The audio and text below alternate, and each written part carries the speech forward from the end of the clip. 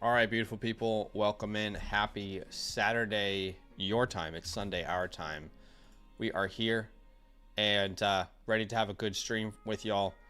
Obviously, college football is in full swing right now. I am watching the Virginia Cavaliers versus the Louisville Cardinals in the background on an illegal stream. Shout out to YouTube. Shout out to the guys on YouTube who spend their Saturdays illegally streaming the like, you know what I find so funny about that? Like, what is the benefit to them? Because they can't monetize any of that. Like, they're just doing it for the people. I don't know, but I love it. They must be doing it for the people. But guys, we appreciate you for being here with us. Wahoo wah. Let's get another win, hopefully. Very close game in the fourth quarter. All right, so here's the deal. We are going to answer, oh my God, there's so many questions on the Flock site. There's so many questions. So it's going to be a longer stream, I think, but we're going to try and get through it as fast as we can. As we always say on every single stream, if you want to prioritize your questions, you can do that through the Flock Fantasy website. Okay, there's a link that is pinned in the chat. I'll just put it in there one more time. And if you have yet to get the 2025 season pass, it's still $34, just a one-time purchase when you use the promo code LAND. And that will give you some vouchers anyway to come on the stream and ask some questions. And it's much better bang for your buck. Sack him! Much better bang for your buck. Not only do you get the vouchers, but you get the rankings, rest of the season weekly, as well as unlimited access to the Flock site, all the premium tools, etc. So definitely check that out. But one last thing you need to know is we are doing a giveaway today. All you have to do to enter is type week 5 into the chat and like the stream, but make sure there's no space in your week 5, right? It's all one word. Space. Week 5, like the stream. Those are the two simple steps. And when we reach 100 likes, we'll do a giveaway. We can't do 75 likes or 50 likes right now simply because there are so many questions.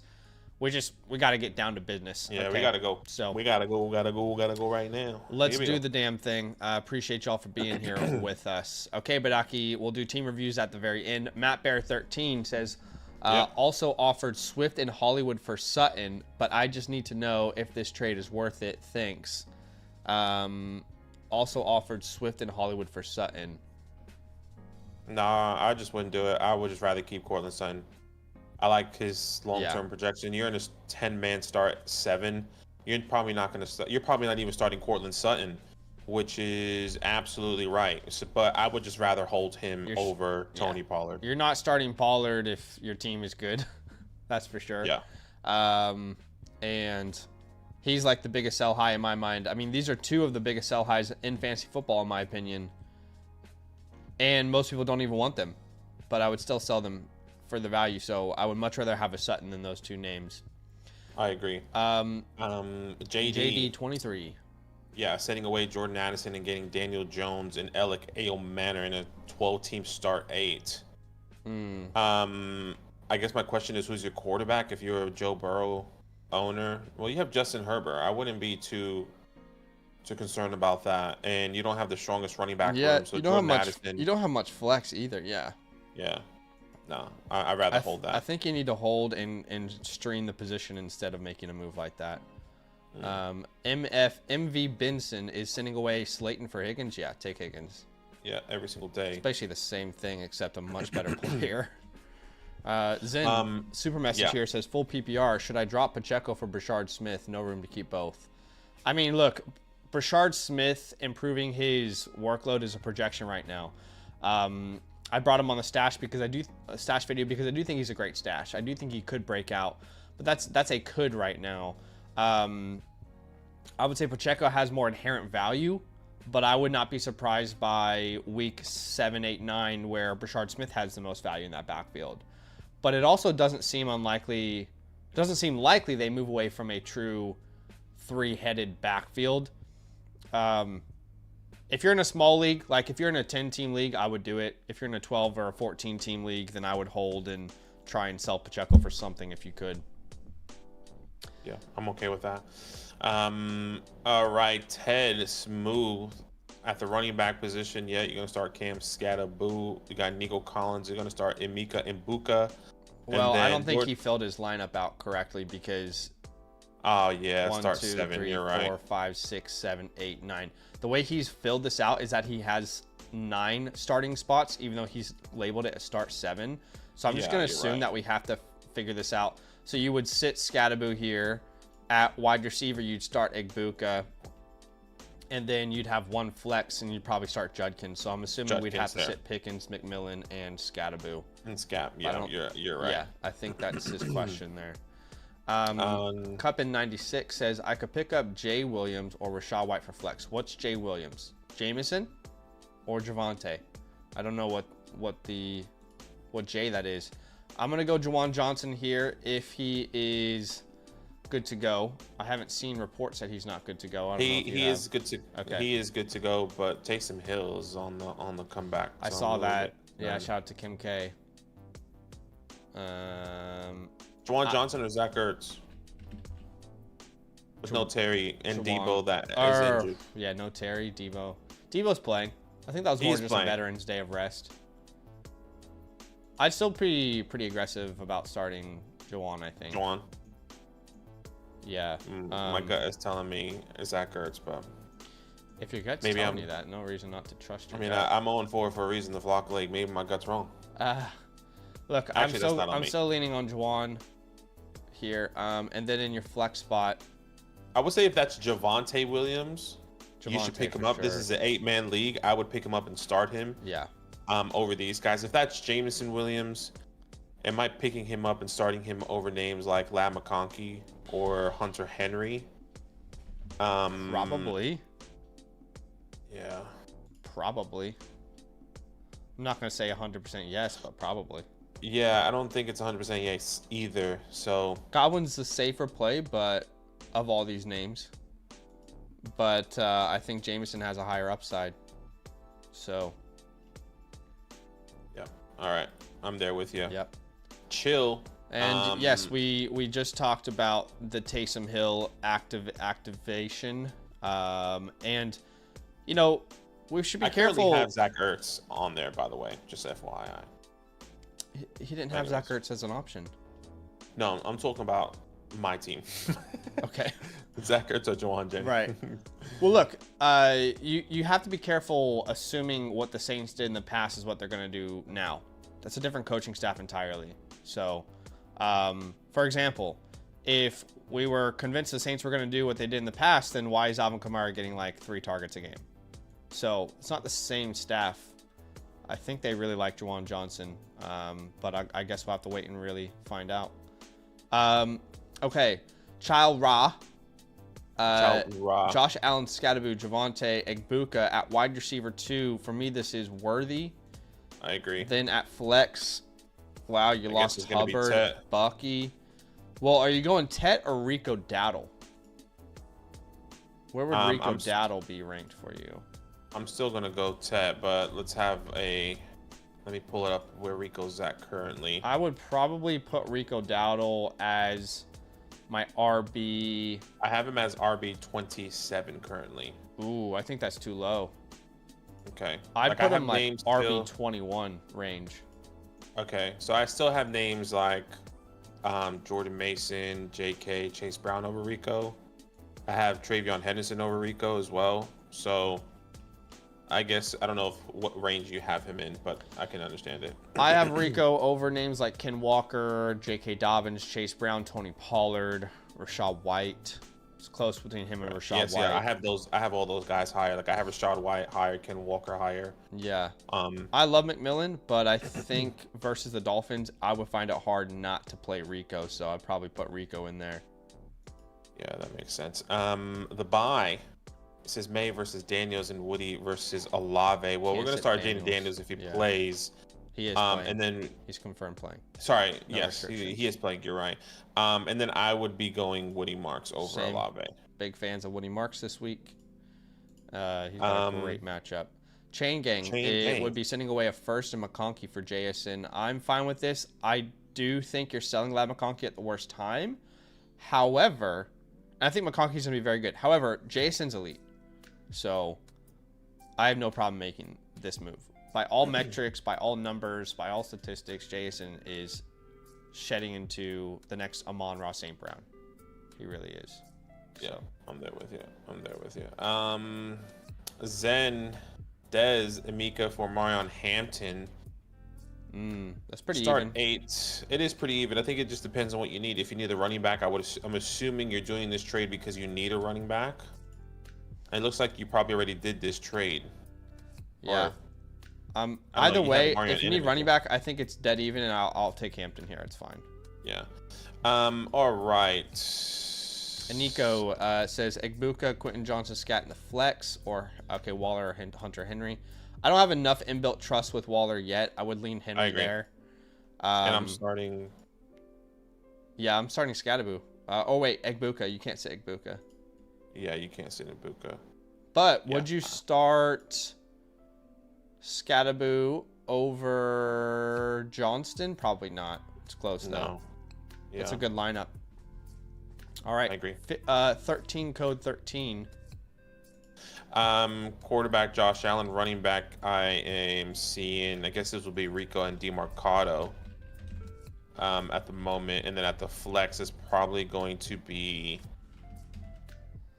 I guess it has to be it's either TJ or Sorry, go through that again. I'm starting Rico and Amari DeMarcado. Rico, Amari DeMarcado. Okay. Yep. Yeah. And then in the flex.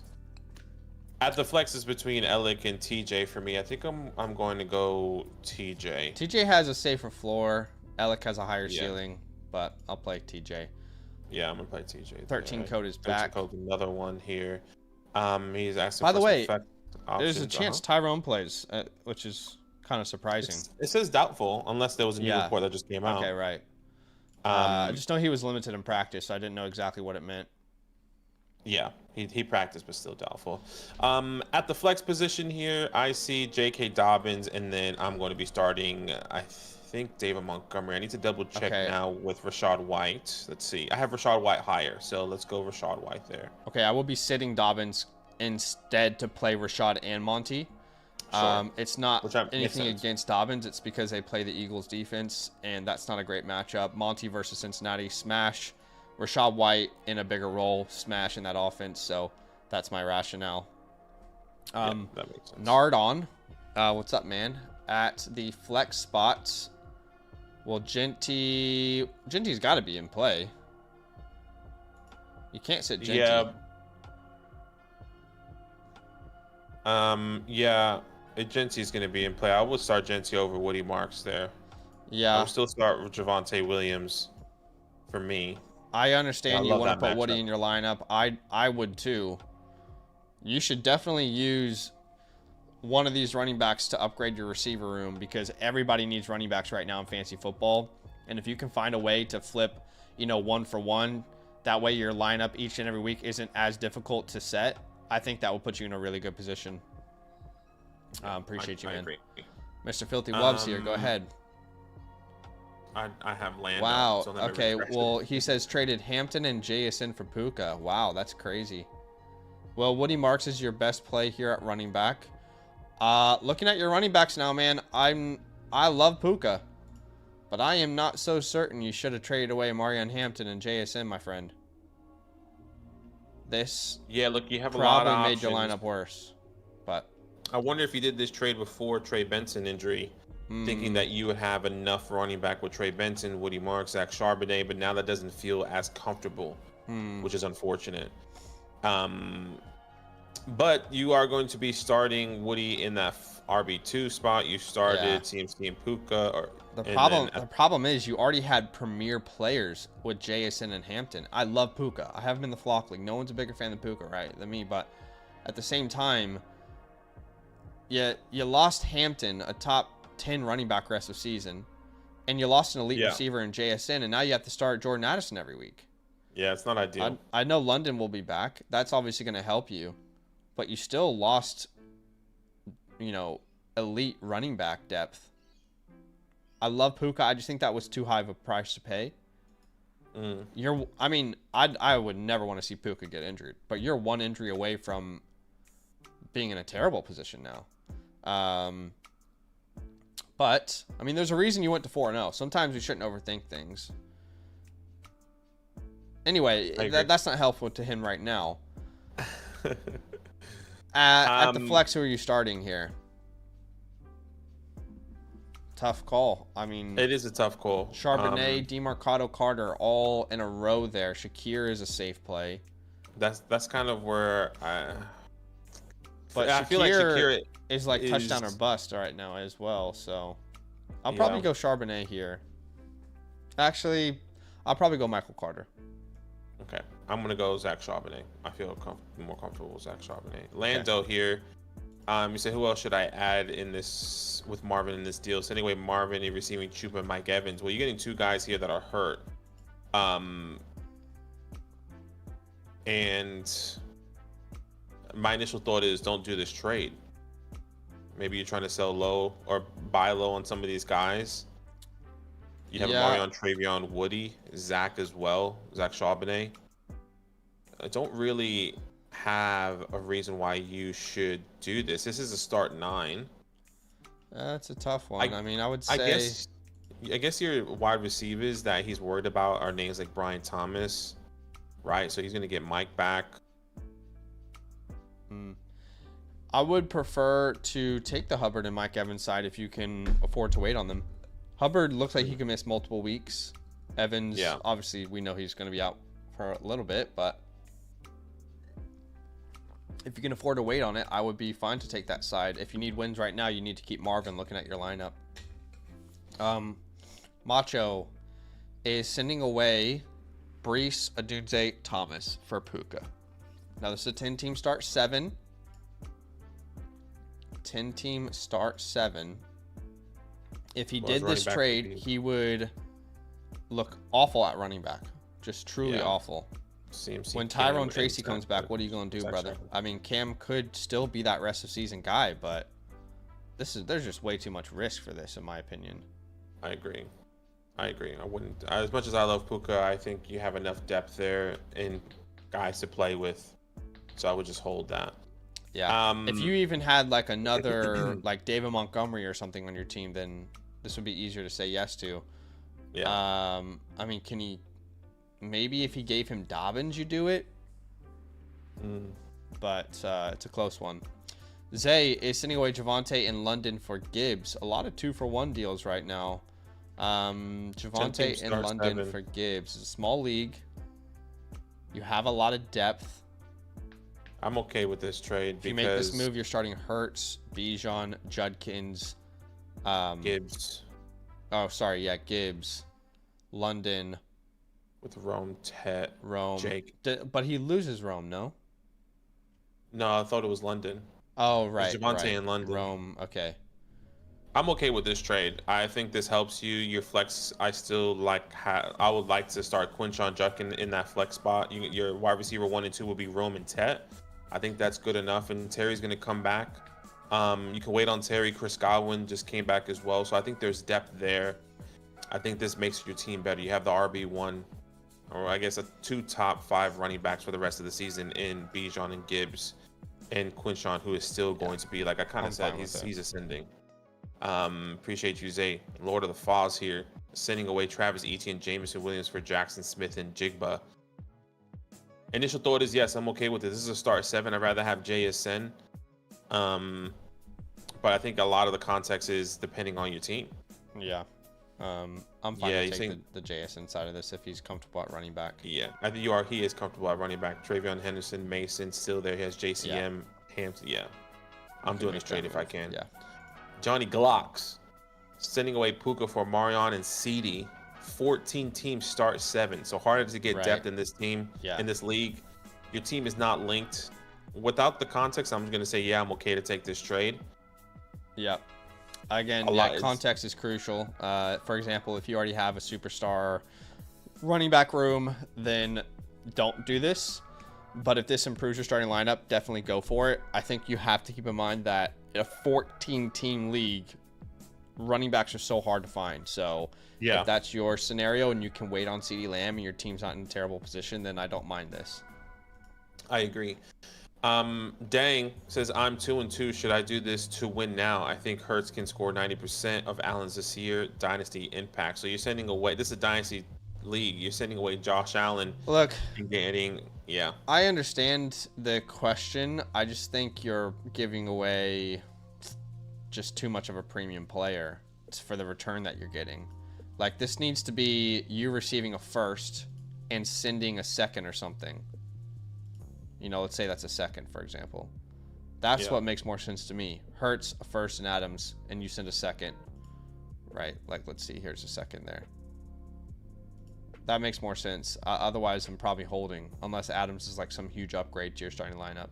Yeah, if Adams was a younger player, maybe that you can lean on a little bit, or an ascending guy, I think we'll be a little bit more interested, but probably not the case. That's right. All right, next one here. At the wide receiver 2 position, you're starting Ladd or Olave. I have to double check that. I'll be starting Olave pretty easily. Yeah. Love the matchup versus Olave. your Giants, and don't trust Ladd yet, but I do think I'd probably start Ladd over Jordan Mason in that matchup that Mason has. The Browns are no joke. Yeah, I'm there right there with you. Appreciate you. TJP is next here. Quarterback position. I have Justin Fields higher this week.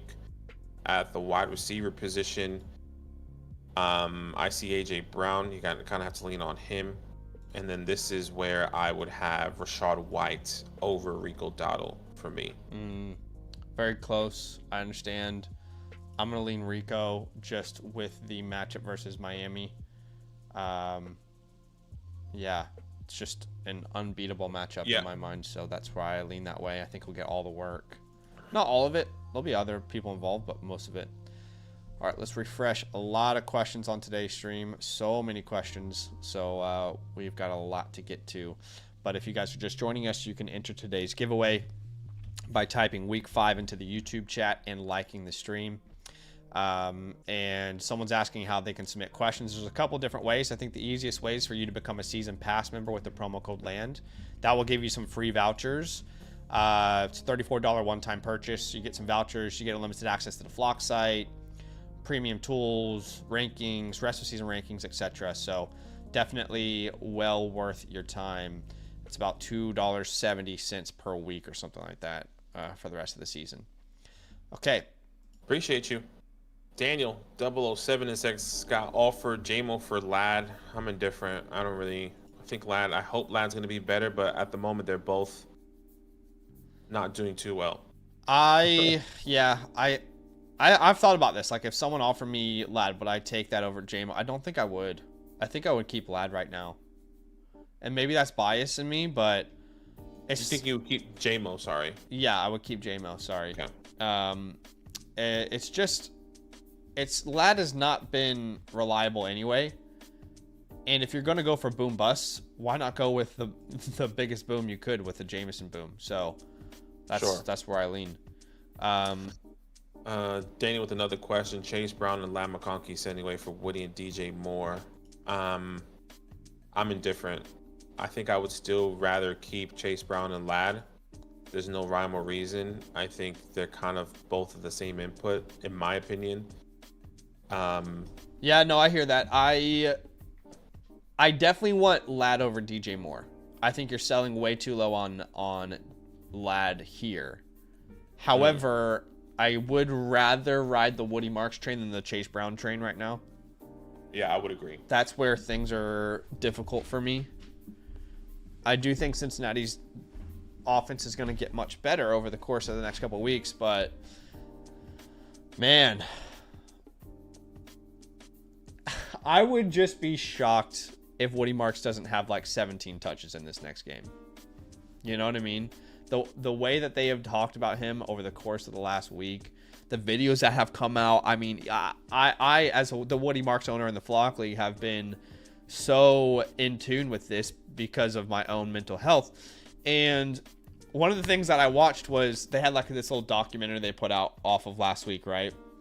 And head coach D'Amico Ryans, when Woody Marks made that play, that last rushing touchdown where he juked the guy out of his skin, He went up to his offense coordinator and said, "Hey, you got your back there. You got your back there. That's your guy." You know what I mean? Like, and then he comes out and he says what he says in the interview. And every day this week, they've said positive things about how they're gonna keep, kind of riding him into the year. I mean, that's what's hard about this. I'm just curious if there's a counter. Like, is there something other than DJ Moore? Like, even Ricky Pearsall, I might be interested in.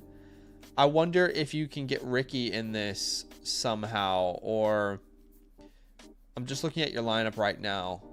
I'm concerned with the 49ers. They're not going to have a quarterback. Mac Jones re-aggravated his injury. So did Brock Bowers. I mean, Brock Purdy. No, Who the hell's going to throw him the ball now? I will. I'm not saying. I'll do it. Yeah. Send me. Here I am. Send me. That's crazy. What if you could get Bowers for free in this deal by sending Fannin away? What if the guy's just done with Bowers? Like, maybe you try that and be patient with Bowers, who's probably not going to play this week. Yeah. Could you send Ken Walker away for Javonte Williams? That would be perfect way to meet in the middle if they're willing to do that. Send Ken Walker away for Javonte Williams. Then it's enough for me to pull the trigger. But that's a tough one, Daniel. Hopefully that's helpful, man. Yeah, appreciate you. Sidekick says some of these players on waiver wires considered who to start. Okay, have Kittle on IR. So this is a 1 quarterback 10 team start 7. I'm not sure if he submitted this correctly. No. Did you? He just did one position and said it's a start 7. So let's just assume, let's answer it as a start 7, as Chandler Morris, the quarterback for Virginia, looks like he just got concussed. We're in overtime right now. My gosh. Oh no. Okay, so of all these quarterbacks, probably Herbert. Yeah, it's gonna be Herbert for me. And then at running back, I guess if you only have Taylor and Kareem Hunt, then you start Taylor and Kareem Hunt. And then that's 3. We need to start 7. So that means Devonta Smith and Jamison Williams make 5. Yeah, I agree. Jawan makes 6. And 7 is Judy. I think 7's Judy for me. Yeah. Yeah, I would agree. I would agree over Keon. Just so you guys know how to fill out a start-sit question, I just want to make your lives easier. Best way to do that is by going to the My Teams feature and linking your team, Sleeper, ESPN, or Yahoo. By the way, you can do this completely free. Just make sure you use my promo code LAND so you can access the feature. I'll put a link in the chat for y'all. But once you've done that, you've linked your team. When you hit start sit, it'll automatically link your team settings. It'll know how many players you have. Then all you got to do is choose one player from your team. It'll recognize your team. And then you can tell us who you're locked in on, who you're considering for each position. Go through each position and do that. For example, my flex this week, I'm considering Charbonnet, Keon. Those are my big ones, but you can choose as many names as you want. And then when you submit it, we'll have way more information. But that's what we would do with your team, assuming it's a start 7. Yeah. Special teams, Knicks is, go ahead and take this one away. At the moment, it looks like everything's kind of set up correctly. Yeah. You already started Devontae Adams. Brock Bowers is not going to play, so that is something that you're going to have to navigate, picking up somebody off the waiver wire. Let's go! I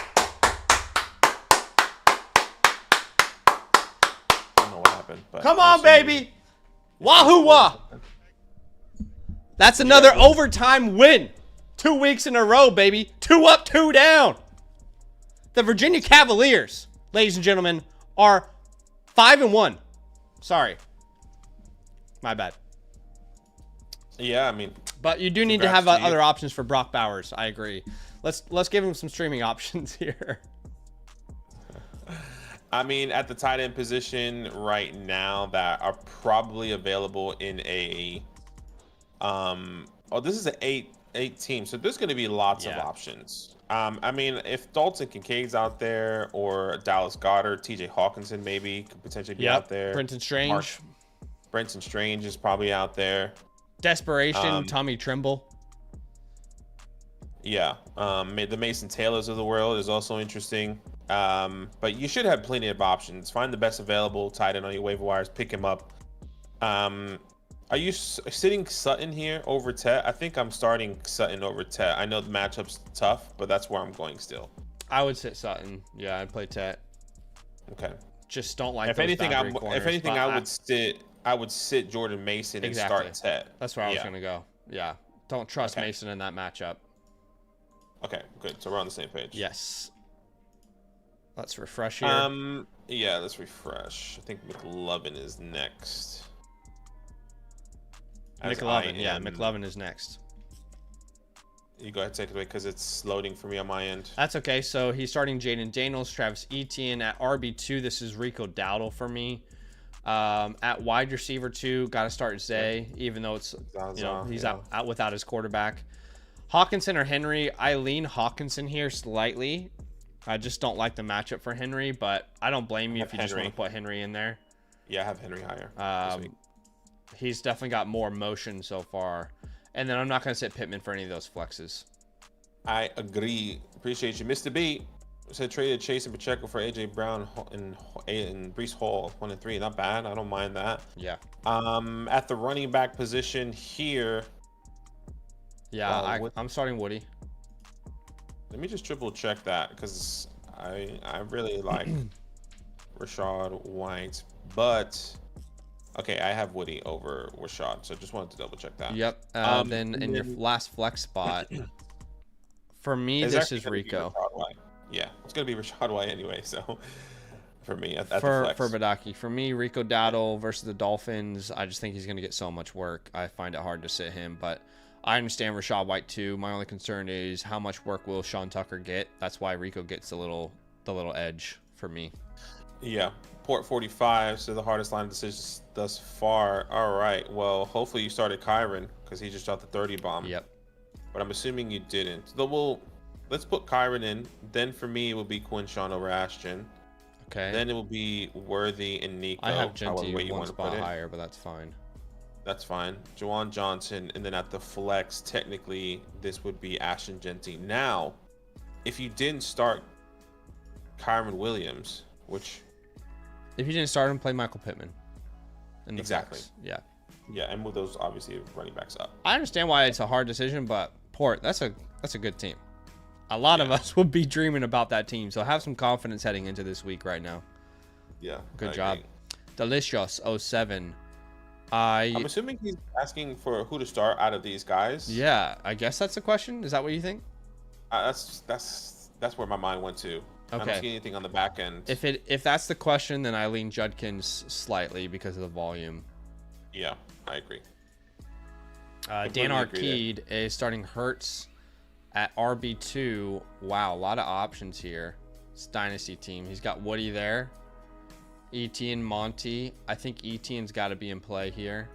Yeah, I think so as well. At wide receiver 2, Lost Neighbors has Alave as an option, as well as McConkey. I'll go Alave. In the flex spot, I think this is going to probably be Montgomery and Woody. Yeah, I'm there with you. For me. Just going to double check and make sure I don't have any other options I prefer over. Yeah, I'll say Woody and Monty. Agreed. The real PK. Hold on, sorry, that didn't go through. Okay. Man, I can't believe the Virginia Cavaliers are 5-1. It's all happening. I don't think y'all understand how big that is for the University of Virginia because we have been the doormat of the ACC for decades. So it's fun to finally win one. Dan, we answered this question. You can go back and listen to the answer. Just scroll back 60 seconds in the stream to hear our answer. We talked about it in depth for you, my friend. But this is the lineup we're rocking with for you this week. Appreciate you. Okay. PK, Justin Fields at the running back position. This would be Rico. Yep. Same for me. And then there's nothing else we would change there. Yeah, between Benson and Carter, it's close, but you need to see a little more from that running back room before you trust him over Brian Thomas, I'd say. Yeah, I would agree there. Salomon is starting. We're going to go probably Kamara Marks here. Yeah, agreed. And then at wide receiver, I'd probably go Godwin. Yeah, over Myers. I'm pulling it up. Godwin or Jacoby. Let's see. I currently have. Yeah, I'm going Godwin over Myers, and then in the flex. Yeah, I'm there with you. I have Godwin over Myers as well. Between Carter and Myers, it's close. This is where I would put Myers. I think Myers is safer, but because it's a 10-team start 7, I might just throw Carter out there and hope that he gets a couple touchdowns. But I agree with you that Myers is safer there. Neesmith, it's a trade. They would send away White, Henderson, London, Myers, Laporta for Brees, Nico, Warren. Let's break this down. Nico, London, pretty close. Warren is a big upgrade. I would probably pay Laporta and Myers for Warren right now, which seems drastic. But then Brees or White and Henderson. White's a temporary fun play, but when Bucky's back, he won't be that relevant. So yeah, I'm not opposed to this. Yeah, this is a 12-team start 7, so I'm not opposed to this either. I think this helps your running back room because Henderson still hasn't taken that step, and then also Braylon Allen just got injured. He's on IR, so are they going to be leaning on Brees a little bit more? I think they would. So I'll be okay with this trade.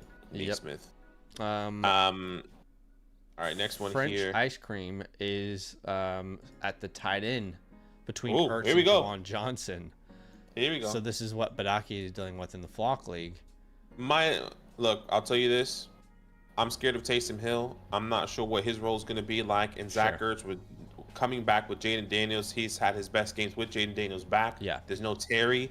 And this should be a tough game, quote unquote, against the Chargers, or at least a high scoring game, we hope. My gut right now is telling me Zach Ertz, but everyone's saying Juwan. No, I agree with you. I haven't had to think this one through yet, and I would play Zach Ertz. I'd be very confident in Zach Ertz this week, so I'm right there with you. At receiver, I would play Olave over Sutton this week in particular. Just first-year Giants versus Sutton going up against the Eagles. Those boundary corners are legit. That secondary is legit. I'm probably going to go with Olave. Yeah, for me, this would still be Cortland Sutton, but I completely understand. I think Olave does have a great matchup, but yeah, I'm just going to go. Would you start? No, I would go Sutton there. I was thinking Olave over Jamar Chase. No. But yeah. I would start Olave over Jamar Chase. Was Jamar Chase in his lineup? Jamar Chase was in his lineup. I think that's kind of where I was held up. So like, right. I understand. Look, if you just want to ride the Jamar Chase train, we all recognize he can put up 30 points on any week, even with a backup. Okay, I want to say that. But I will just tell you, I do have Olave and Sutton ranked higher than Jamar Chase this week. So I would probably sit Chase if it was my lineup. But again, recognizing we understand at any moment, we know that that could end up being the wrong choice. Yeah. Cobra says best 2 wide receivers. Okay, let's have a look at the wide receivers. Yes, I'm starting Quentin Johnston. And then still going to be going Michael Pittman here. Yeah, a little scared midweek with the injury, but he's good to go. Great matchup. At tight end, this is Juwan for me, but I understand if you want to go a different direction. Kincaid looks like, if you just look at his fantasy points per game, you're like, wow, how can you sit Dalton Kincaid? And fair enough, if you want to play him, like the entire tight end position is a wasteland anyway. But he had one catch last week. It turned into a target or into a touchdown. It could have very easily gone the wrong way. Sure. None of these weapons in Buffalo are getting high volume, right? You look at Shakir. Well, it's like barely getting any work, but the touchdown. You look at Keon Coleman. Just as involved as all those other guys, just not getting touchdowns. So, you know what I mean? It's spread out so thin between all these names. Dawson Knox could be the highest scoring weapon in Buffalo, and it would surprise nobody. Yeah, that'll be frustrating. I have Juwan and Dalton back to back in my rankings, so I'm happy either way, whichever way you go. But technically, you'll be Juwan here. All right, next one here. Praneeth. Sending away Judkins and Mika Nico for Josh Allen, Bucky, Tetaroa. I love Bucky. I love T-Mac, but this is a high price to pay in my mind. You're sending away like a just absolute studs.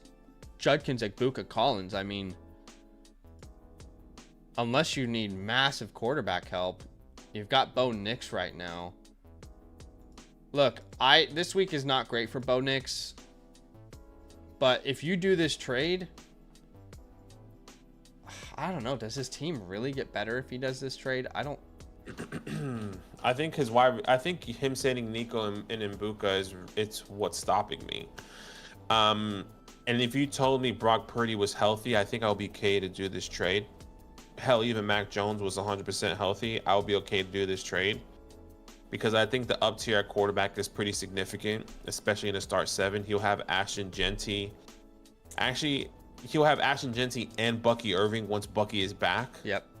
Then his starting wide receivers would be JSN, Rome, Tyler Warren, and then the flex option, he would then have Tet. But his wide receiver room.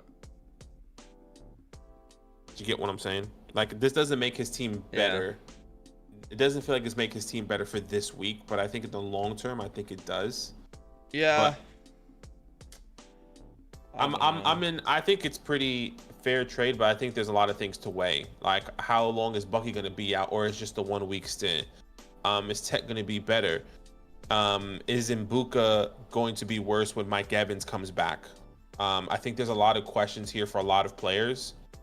The only player that there's no question about is Josh Allen. I don't have questions about Bucky when he's back, though.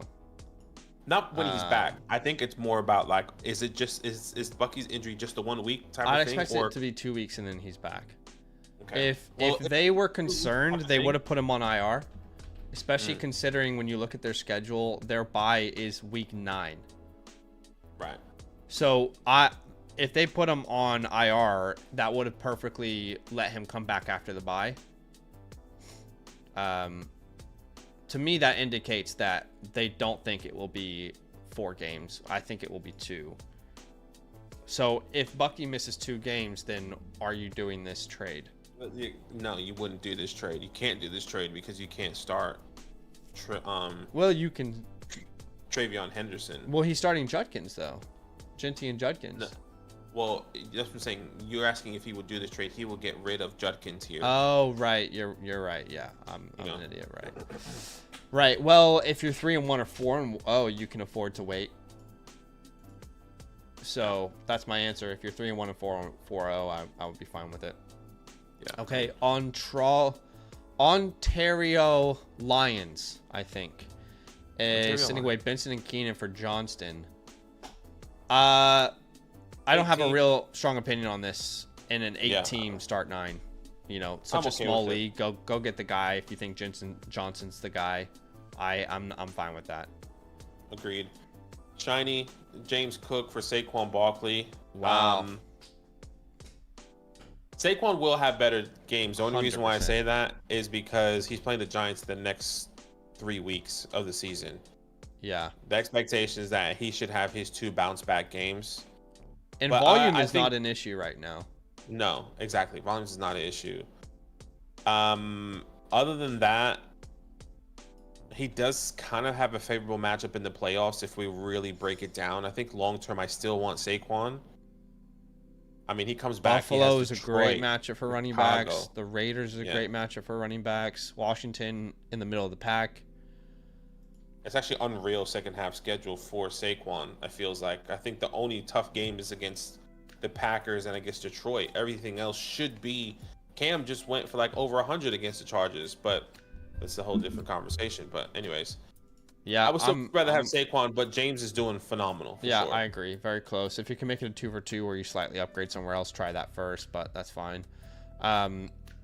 Guys, appreciate you so much for being here with us on today's stream.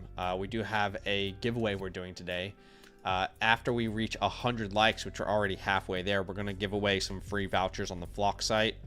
All you have to do to enter is like the stream and type week 5 into the chat. No spaces. And just for the sake of everyone's humanity, don't start Taysom Hill, please. Itoshi 187. It's back already. Gosh, that's crazy. I mean, you can start Taysom Hill. You know, you can also rob a bank. You know, it's up to you. Can swap Walker for Woody Marks, he says.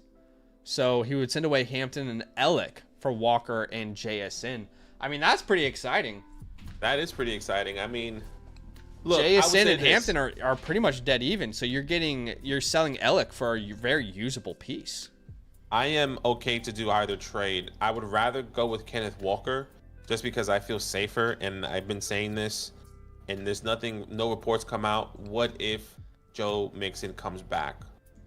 Now, That is a big if. That can happen in any given week. But I'd rather just go Kenneth Walker, and you're getting a free JSN or a free Kenneth Walker in this scenario. Excuse me. Right now, I have Walker ranked higher than Woody, but I could easily see that changing after this week. Like, if we get a report that Joe Mixon is not coming back, Woody Marks is going to. But we've already got. Here's the thing on that: you've already gotten 10 reports in the last 2 months that he is not anywhere near close to returning this year. So what other report do you need to be comfortable with Woody? Because we've already gotten so many reports.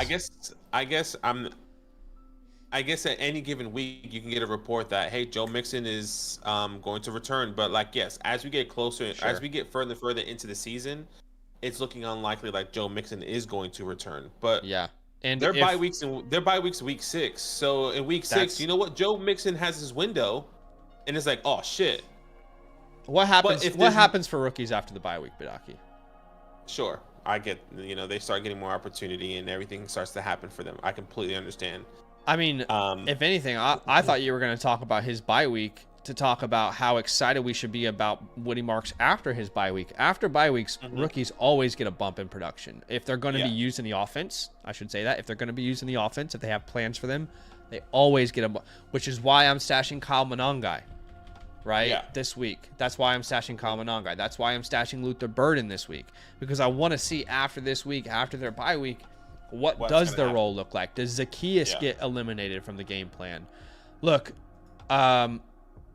if Woody Marks, if I told you in week 5 Woody Marks touched the ball 20 times, you don't know what the outcome is. Are you still ranking Ken Walker ahead of him rest of the year? No, probably not. Now, what are the odds that Woody Marks touched the ball 20 times in this game versus Baltimore? That's the question we have to ask. Right now, I'm with you. I'm just playing devil's advocate. I'm in agreement. I completely understand. I'm in agreement taking Walker, but this is why I'm saying, think about how quickly we changed on Judkins. Now, Judkins is an elite prospect, right? We said that in Dynasty. But that opinion in people's minds, it changed very quickly.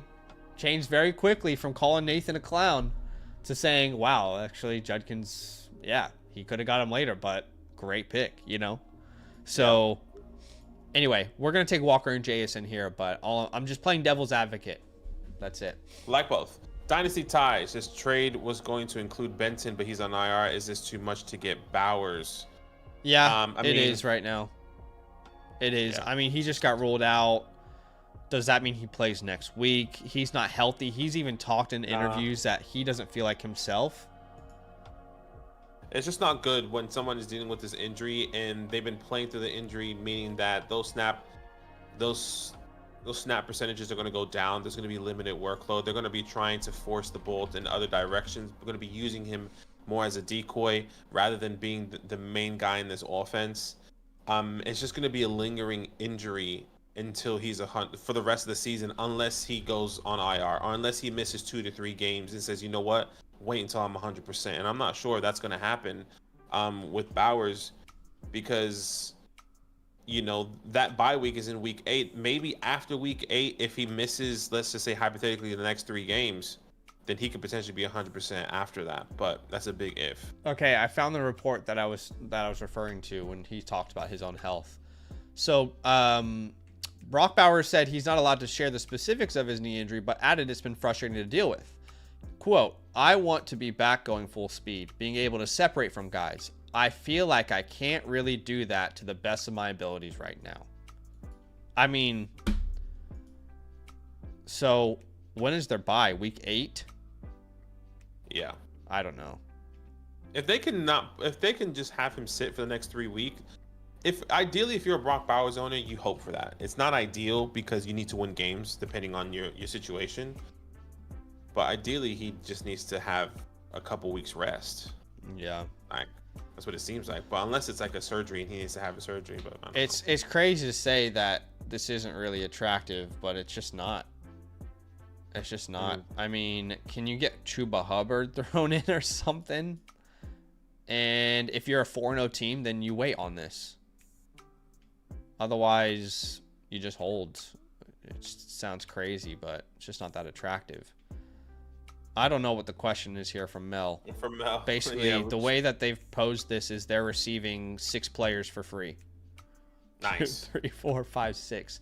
Good. So Mel may have not understood how to submit a question, so I'm going to give them a free trade question voucher now to come back and ask a question. But Mel, this is how you would submit a trade question, my friend. So obviously, first step to do there is to link your team, either Sleeper, ESPN, or Yahoo. But either way, if you don't want to do that, go to the trade question voucher. If you want to fill out your settings manually instead, you can do that. But let's say I wanted to send Bucky Irving away for Blake Corum, just hypothetically. Like on the left side, you send what you tell us what you're sending away. On the right side, you tell us what you're getting.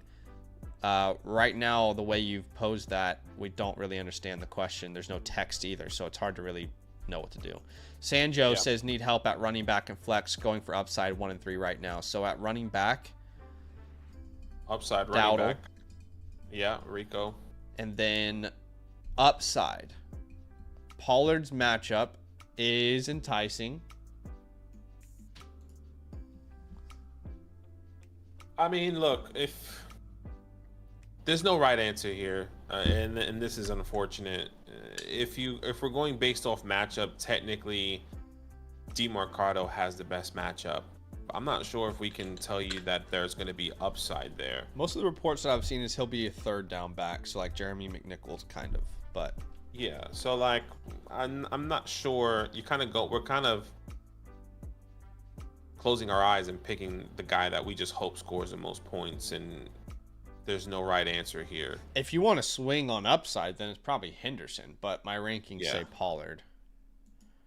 And then at the flex spot, it'll be AJ Brown. Yeah, swinging on upside, then that's AJ Brown. Of course, he can bust, but he can also put 30 points on. Tommy Lee, great supporter of the show. At the running back position here is going to be Woody Marks. At the wide receiver position is going to be wow. It's between Olave and Marvin and AJ for me. Okay, well, let's break it down then, because there is all between those guys as well. I'm going Olave. Solid target share. You know, going up against your Giants, hard to sit him with all these options, but yeah. And then at the flex, are you gonna do another wide receiver? I think I might Montgomery go. I think I'm gonna go Waddle and then Monty. That's where I'm at, but I can understand. Oh, so you're starting Waddle over those names? Okay. I mean, look, that could be the right move. But I will say, the Panther secondary is pretty decent and difficult matchup typically. Yeah, I understand. Safe and sound. By the way, guys, if you've submitted a question, you'll see a time code of when all these questions were submitted. So if you submitted a question on stream, all we would ask is just be patient. We promise we'll get to it. We're doing our best to jump through all these. It will come up, and if you don't have the time, it will send you a link. Yeah, exactly. To that time code. You'll get a time code to exactly when we answered your question anyway. Once you submit through the site, so you don't have to wait around if you got things to do. But Safe and Sound said start 2 running backs: Derrick Henry, Rashad White, Ken Walker, Jameson, Javonte. Javonte for sure, and I'm not going to sit Derrick Henry, even though it might make sense to. I just can't do it.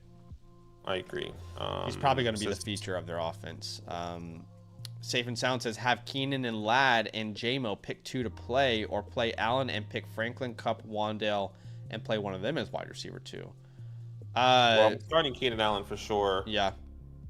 And then I would then just play JMO. Yeah. Right now it's been all bust for Ladd. At least there's been one boom for JMO. I wouldn't play any of those guys on your waivers over JMO either. So I agree with Badaki there. BTO is sending away Henderson and Worthy for JCM and Tetaroa McMillan. I love both of those guys that you're buying as a buy, but I still want to keep the Worthy side of this. I agree. I was worthy. Henderson, I'm trying to figure out how incompetent this staff is in New England. I don't know if you saw. There was a report today. They asked, so how are you game planning to stop James Cook? I don't know, did you hear this? No, I didn't. So they asked Mike Vrabel. They said, "Hey, Mike, how are you game planning to stop James Cook?" And he said, "Honestly, guys, if we had anyone in our building, anyone at all that closely resembled what James Cook could do, then we would have game planned for James Cook the best way we could. But we don't." And everyone is like, "Does this guy know who Travion Henderson is? Like, did he even watch Travion Henderson out of Ohio State? Like, Travion could easily be the guy that you're prepping your defense for James Cook with." But that just tells us again, like, my God, do they have any trust in this guy at all whatsoever? I just don't.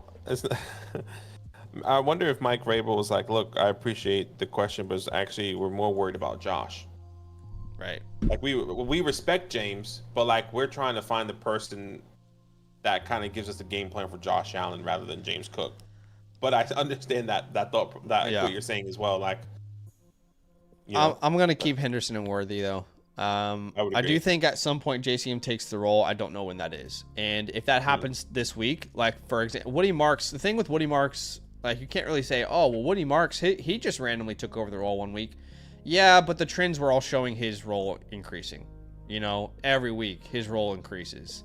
That's not been the case for JCM. It's just been stagnant, up, down. So, yeah, I don't know when that's coming. Big Boy Crispy says, have London on bye and CD injured, thinned out at wide receiver. At RB, this is going to be Monty for me. Then I agree. At flex, I'm going to go back to Rashad White and probably Debo. Debo Samuel, yeah, exactly. And your wide receivers are fine. Those are great options.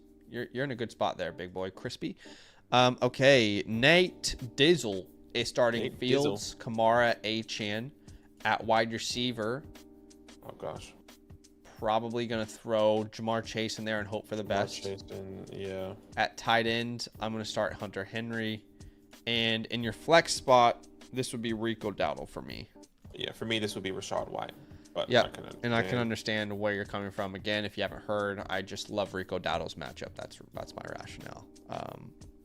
Yeah, Travis, stream a quarterback over Bo Nix. I mean, it just depends on who's available. If you can pick up a quarterback, I would be okay with it. Yep. For example, I in the Flock League have Bo Nix, but I picked up Daniel Jones, and I'm going to start Daniel Jones over Bo Nix. Don't love the matchup for Bo. I think he can overcome it. That offense is pretty good, but Bo Nix versus the Raiders, I just prefer that matchup. Daniel Jones versus the Raiders, yeah, fair. That makes sense. And at the flex, we okay to put Woody Marks over Chase? Yeah, I think I'm fine with that move. I'll just say quickly though, like we're not diving into the barrel to start someone over Bo if you don't have a clear good option. Like I can't think of another like maybe Jackson Dart if he's available, but I would still go Bo Nix. I'm trying to think of who's available on waiver wires in the 12-man league. Like I'm not starting 10-man league actually. Stroud or Bryce Young or something, you know. So yeah, exactly. Yeah, I would agree. Okay. Vega awesome. Sending away Pacheco and A.O. Manor for JCM. I would personally do this. I have talked about JCM as a buy low. Ellick could also break out, so you have to be careful about that. But to me, this trade isn't going to pan out this week. You're not going to be thrilled about this week.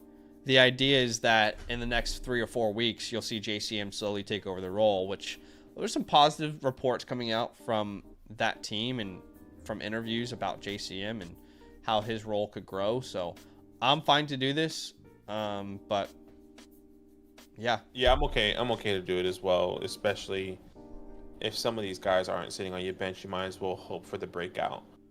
You have good wide receivers, but appreciate Sam you, Vega. Says, I won 10 games in 24. I'm 0-4 to start this year. The first I'd receive would be the 104, the 108. He's thought about offering Ken Walker instead of Pittman. Okay. So you would send away Brian Thomas for... I don't care about Kirk Cousins. I'll tell you that much. Yeah. I don't understand if you're rebuilding. I don't understand why you would do this though. Wouldn't you just want to wait on Brian Thomas? Yeah. Like Pittman, anybody who, Sam would know this, but anybody in Dynasty knows Waddle and Pittman are really hard to sell. Yeah. Very. I mean, maybe Waddle does have new life because of that Tyreek Hill injury. He's most likely, they even had a report saying he's most likely not going to get re-signed coming into this year. Yeah. So, like, I can understand wanting new life with Waddle, but I would still rather have Brian Thomas as a talent over Waddle. Let's just get rid of some bullshit in the trade if you want to counter, like the 3rd round pick, like Kirk Cousins. Just get rid of those entirely, and let's find more wiggle room here. By the way, you making this trade is probably going to make you more competitive. It's not really going to put you in like a tanking mode if that's what you're going for. But I almost wonder if you can get like Caleb Johnson thrown in from a dynasty perspective and send back. Sending back is what's hard, but like a Darnell Mooney or something. I'm okay with some stuff like that. Yeah. A couple different options there for you, Sam. Overall, I'd probably prefer to keep Brian, but this is not a bad offer when you think through like Waddle maybe being the number 1 receiver there.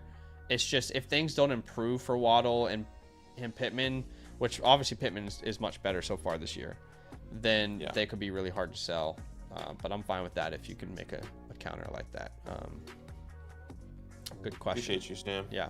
All right, let's refresh here. All right, next question. Let's have a geese from Rod R. Goose. Says Dart over Darnold, ? Tolbert over AO. Lastly, should I pick up Tajay Spears? Okay, so quarterback, between Darnold and Dart, I have them ranked back to back. I do slightly lean Dart just because of the rushing upside.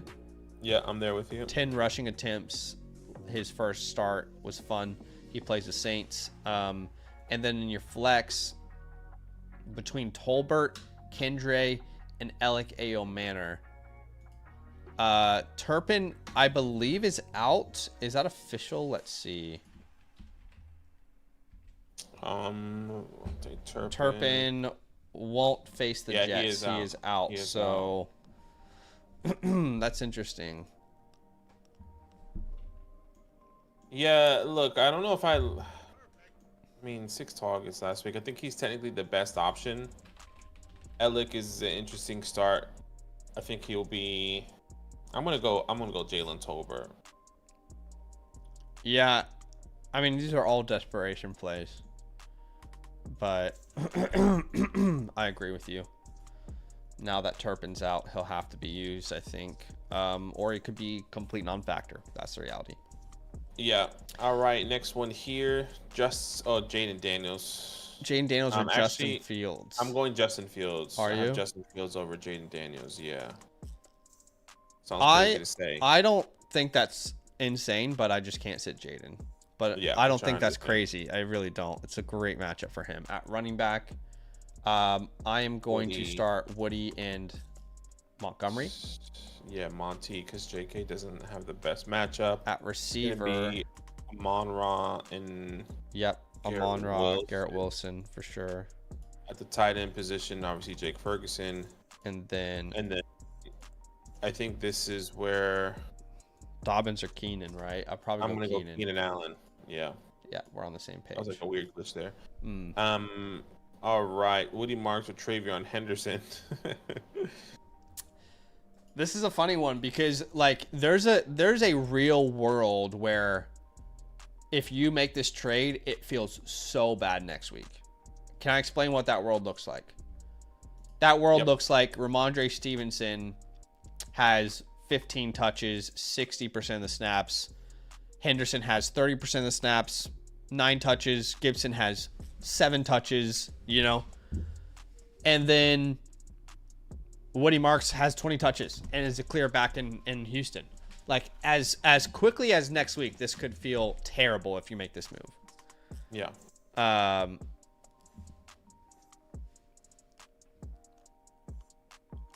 Look, I would say this. Sorry. I I haven't had to think this through yet. I want to ask the chat what they think about this because this is tough. I really, really believe at some point this year, Henderson will be a must start. That point has not reached yet, but we're already talking about Woody as a must start. My thing is like, my problem is that Henderson had the opportunity to, the signs for Travion Henderson to excel in opportunity with Gibson and Ramondre Stevenson's fumbles still hasn't gotten the opportunity. So with the worst case, like the next thing to happen is for one of those guys to go down. Like they have to go down. Would we be surprised if Ramondre Stevenson fumbles again this week and says, well, okay, there's another opportunity for Travion, but it's not Travion?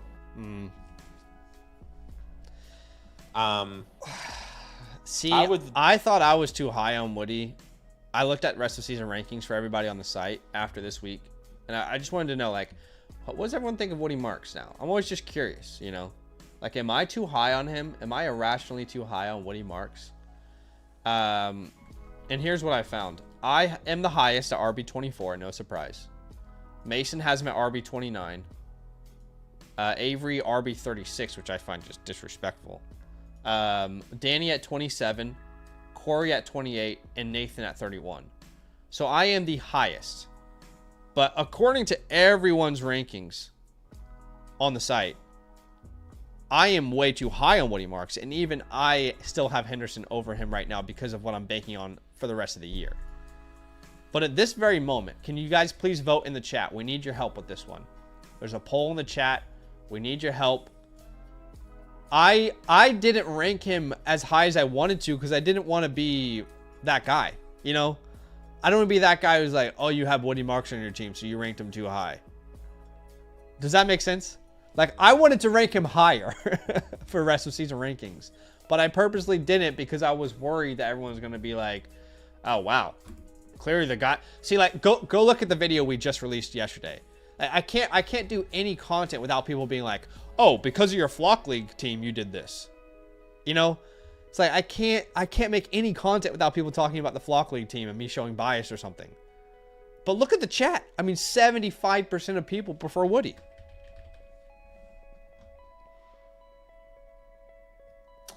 Yeah, I mean, I probably would put Woody... If I was being honest and I'm not concerned about anyone's opinions, I'd probably put him at 21 ahead of Mason and Henderson. I'd probably put Scatterbill ahead of those two names as well. I'd probably put Woody at 21 ahead of Henderson. If I got a trade offer right now for Henderson, I had to send Woody, I don't think I would say yes. Right, okay.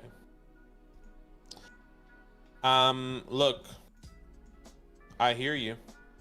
I think I'm there with you. I'm more concerned about, you know what's funny? I'm more concerned about, because my argument is, what if Joe Mixon comes back? I'm actually more concerned that they're not going to give the ball to Henderson the way we wanted to.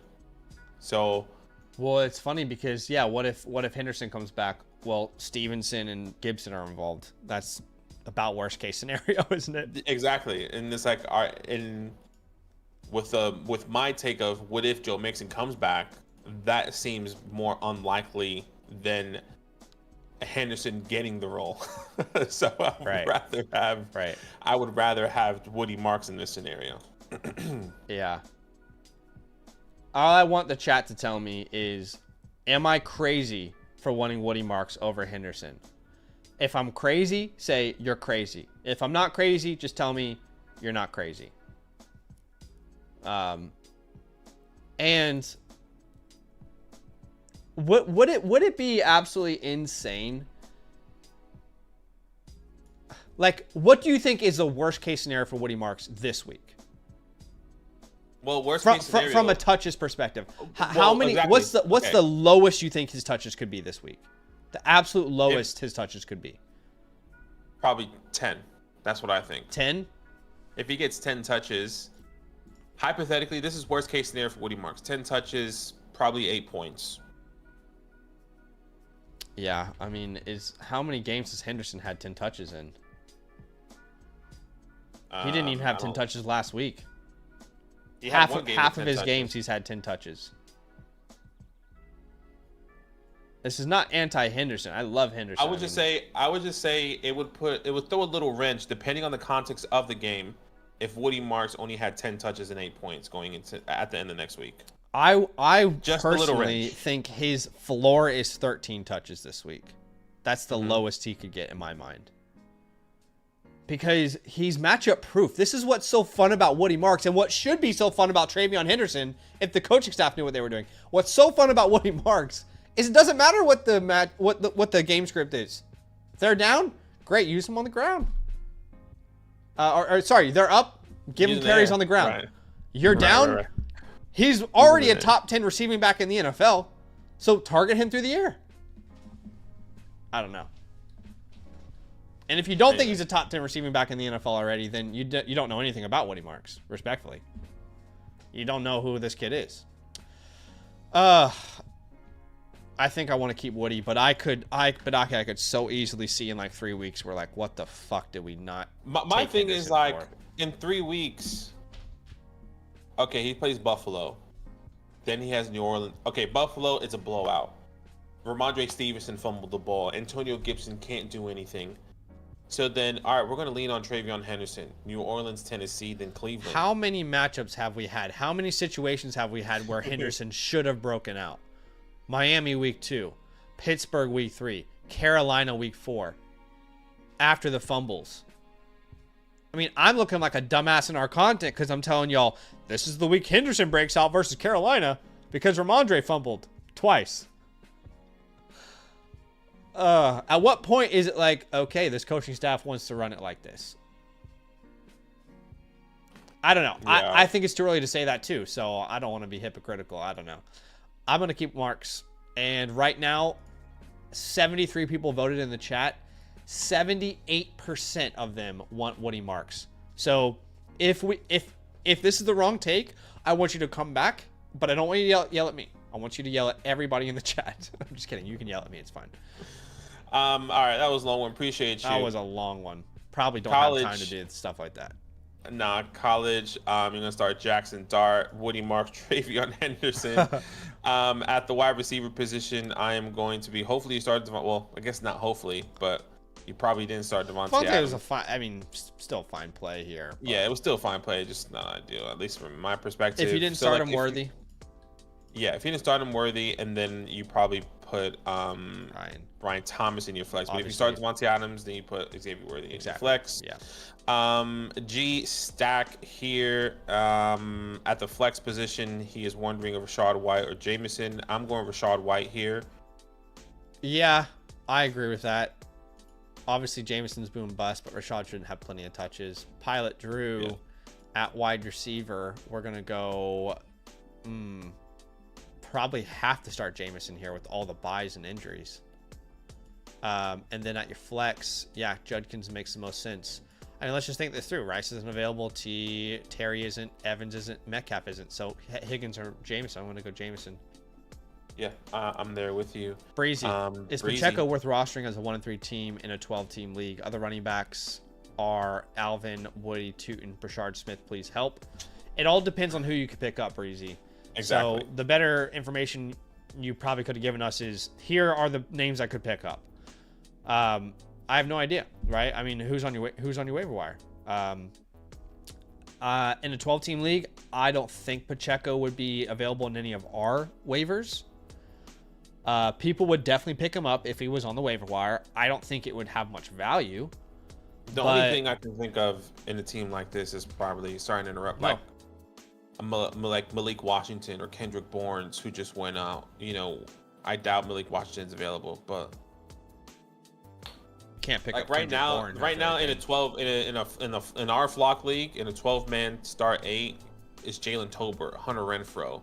Yeah, like you're not dropping Pacheco for any of those names. Exactly. And we only have 5 bench spots. Yeah, we have Chris Rodriguez available, Jeremy McNichols on the waiver wire. So the answer is probably no. Yeah, just depends on your benches. Yeah. Rarook says, is the chance of J-Mo boom game worth my flex?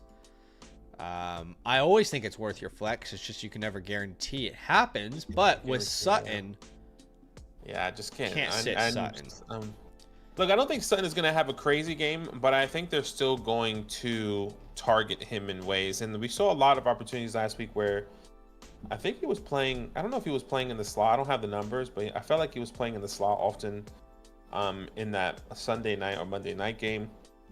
Saw a lot of middle down the field type of situations. Check that. I can check that. I didn't recognize it. I was just watching Bo Nix, really. Yeah. Let's see here. Sutton. Did Cortland Sutton play much in the slot on Monday Night Football? It would be nice if they moved him in and out. On Monday Night Football, he played 0% in the slot. No, his highest of the year. He played 27% snaps in the slot. Right. So, like, the reason why I said that was because I think that's what they wanted to do, just to get him the ball. I feel like a lot of the times they're stretching the field with Marvin and Troy, and they're saying, you know what, we're gonna get our big man in the middle of the field. Yeah. And I think that's what I saw happening, because I was getting upset. I was like, why isn't Troy in the slot? It's pissing me off. Yeah, I get that. Because I have him I didn't start him, but I have him in the flock league. Just want to see what he was doing. Yeah. A lot of the times he was. Receiver pickups off waivers have been, for the most part, pretty poor this year. Been a lot of not good pickups. Mac 1 says tough spot with no Benson against the team tied for first with me. They had Kyron's 30 bomb, but I started Stafford in place of Lamar. Thanking Brian Thomas Jr. for upside. Okay, so my rankings would say Chris Olave. Agreed. I have no problem at all if you want to play Brian Thomas. Not a good matchup versus the Chiefs. Of course, he's this physically gifted guy. Whatever you saw Metcalf do last week in Dublin, taking a slant to the house. Brian Thomas can do that on any touch. That's how talented he is. That's the freak of nature he is as an athlete. But I think Olave's safer. If you want to throw Brian in there, I don't have a problem with it. I agree. Flash is sending away Quinton and receiving Woody Marks and Michael Pittman. He says can also sit DeMarcado JCM. If you have to sit one, probably JCM until that role changes. But 12 teams start 7. This is interesting because I think Johnson's the truth, but I think so as Pittman as well, like, looks like the clear alpha on this team. There is nobody on this team from a wide receiver perspective that is challenging Michael Pittman's status amongst this room. No, I will say that the points are pretty significant though. When it comes down to like on what they're averaging, I think Quinton is nearly averaging 20 points. Let me pull it up really fast. Well, then Quinton's currently averaging 19.9 and Michael Pittman averaging 15.6. Yep. So it's nearly Pittman's 5 getting point difference. 7.3 targets a game. Mm-hmm. Great matchup versus Vegas this week. Look, I have no problem taking the Pittman side of this if you need help at running back. Yeah, which he kind of does. He has Bijan, Javonte. Woody's going to be his RB3. Yeah. He kind of swaps. So I'm okay with it. And he has Rice coming back soon, so he can afford to lose at receiver. Yeah. Flagpole. Sending away Tucker Kraft from Michael Pittman, start 8. What's your tight end room look He has like? Jake Ferguson. What do you think about Jake the rest of the season? There is parts of me that's like, well, surely it's going to decrease. Right. I think that's where my mindset's at. I don't know if he's going to be maintaining a tight end 1 type of finish. No, he's not going to be the tight end 1, but he seems locked and loaded top 5. And again, it comes back to the defense. They're always throwing the ball in games, you know. I mean, think about it. It's like CeeDee Lamb was healthy versus the Giants in week 2. Jake had 12 targets. So I think he's more like a 6 to 8 target guy when CeeDee's back and healthy. But still, just this offense is always going to have to throw the ball. Yeah, I think a lot of it is going to come down to rest of season schedule, and there's a lot of, specifically when you have to break it down, Tucker Kraft and Jake Ferguson. I think right now for me, I still have Tucker higher than Jake. Sure. But I think it's enough for you to make this move. They're talking about Christian Watson coming back in a couple weeks. And then at some point you might get Jaden Reed back. Look, I love Christian Watson. I love Jaden Reed. I don't know if these guys. Well, I don't imagine Christian Watson coming back and then making impact already. I think it's going to be like a slow burn. Like we'll see him in a couple snaps. No, for sure. But just like in a spread out offense, it's going to be tough for more names to come back. But I think this is relatively even. I'm fine to take Pittman here. Donald. We keep spending a lot of time when we don't have time. Yeah, I know. We need to go. Donald says, I feel like I won this with Braylon Allen's injury. So you're saying away Daniel Jones, Joe Mixon, Ladd for Matthew Stafford, Brees. So Mixon could not even be back this year. So let's not even like consider him when we think about this trade. He could be back, but no one knows. You don't have your team linked, and if this is a scenario where you needed a running back, I'm okay with it in a start 7. Yeah, if we remove all the bullshit, it's really Breece Hall or Ladd McConkey. Yeah, that's how I'm saying. And I want Breece Hall. So exactly. Yeah. Sorry, family friendly. 1-3 waivers is a ghost town. Is my season cooked? So we'll have a look. Stroud's your best option, start him. But if Daniel Jones is out there or Jackson Dart, those are better streams for now. At RB2, it's probably Chase Brown, even though that's tough. Brown. At the flex. The flex is where your team's really in a chokehold. Higgins. I'm going to start Higgins, and I'm going to start DeMarcado. Yeah.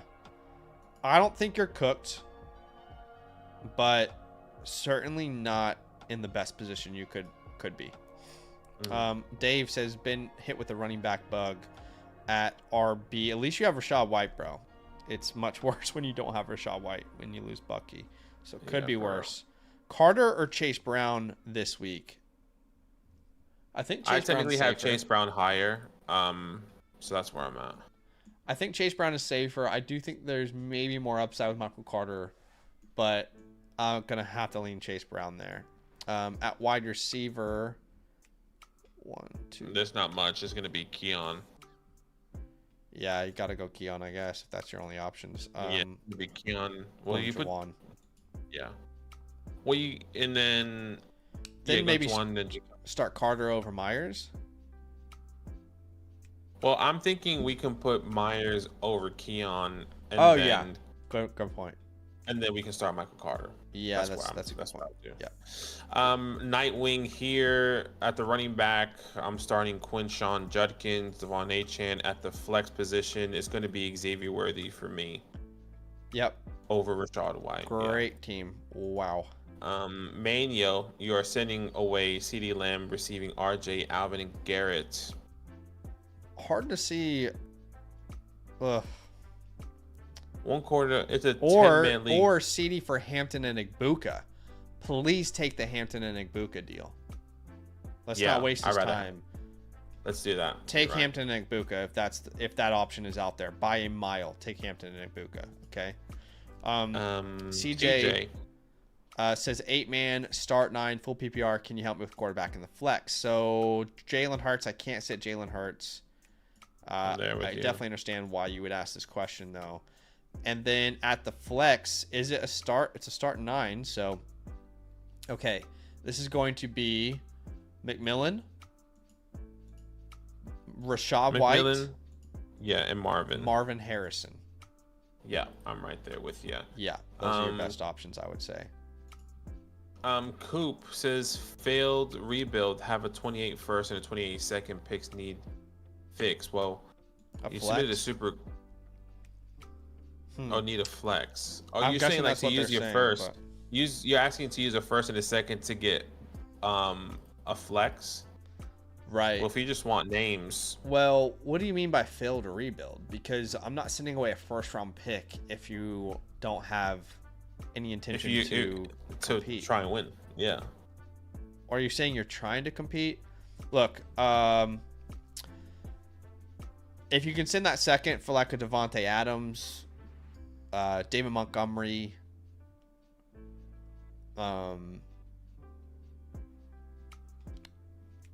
he says I have to compete. I don't have capital to rebuild. Okay, then right. Okay, so you're more in a competing. Okay, so like we said, those running backs, Devontae Adams, Cortland Sutton. Again, I would rather send these seconds for some of these names. Deebo Samuel, Michael Pittman. Would you send a second for Jameson as a flex? Yeah. Yeah. Ladd, try and get Ladd for a second. Those are some names that are worth targeting if you're looking for a flex. I would prefer not to send your first round pick. I agree. If you have to send your first, if you want to bet on Quentin Johnston and him being the guy right now, that's a shaky name. Brian Thomas. You know, those are some other options, but appreciate you, man. Thanks for the question. Snubs says, was offered this. Am I giving too much? Michael Carter, Rashee Rice, Xavier Woods for Justin Jefferson, AJ Brown. At the moment, it feels like it. To be honest with you. Yeah, because when Rashee Rice is back, him and Jefferson are close. And I like what Worthy did, and I think that they're gonna. I don't know though. Like, this doesn't seem like too much because it's really like Michael Carter doesn't mean much. Worthy and Brian and AJ Brown. Right now, everyone feels like Worthy's going to score more rest of season. I don't know that that's like a fact. That's just a feeling.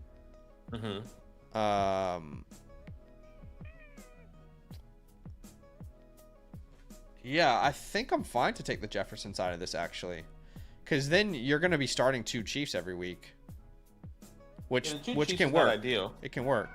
I wonder if AJ Brown can be somebody else. I think that's where I'm at, and I think it's going to be better.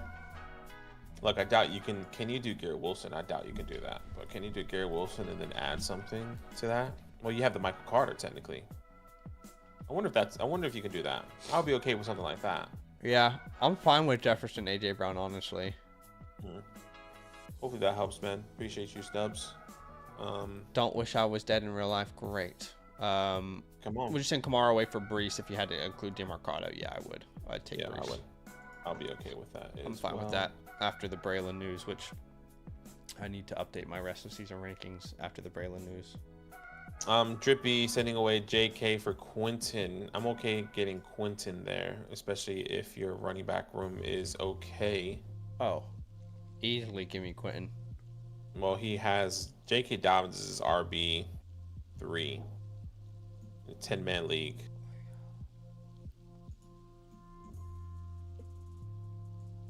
I would say I would be shaky to do that. But you have Tyrone Tracy on the waiver wires, Bashul Tootin. If you feel more confident in those guys, or you feel confident in those guys, I'll be okay to do something like that. Yes. Okay, so this guy with the start sit, by the way, said he also has Tony Pollard, but it didn't show. Would you start Tony Pollard over Chase Brown? I would. I have to double check that. I know those guys are close. I have Tony Pollard and Chase Brown back to back. Okay, so I'd start Tony Pollard, and then in your flex, it would be Chase Brown and T. Higgins. Yeah. Okay. But I think why it may not have shown it because you may not have clicked him as an option. Just a heads up for the next time. Appreciate y'all big time for being here. We answered Drippy, so those the beyonders. Yeah. Just quickly with Ontario Lions, he had a question here. So a lot of people have this question, basically saying, you know, if I want them to review my team and answer questions, but I also want Mason to do the same. So basically, here's the way it works, guys. If you sign up to become like an annual member, whoever you use their code, that's who you'll get vouchers with. But you can still on the Flock site go out and a la carte, like either choose us or Mason. Let's say you use code LAND, then you would get vouchers from us, right? If you became an annual Mother Flocker member. But if you use code Flock, you can still get our help, You just have to buy it from us a la carte. Hopefully that makes sense. People are saying we reached 100 likes. Let's see if that's true. And Drippy, sorry to not submit this yet. I would take Quentin Johnston there.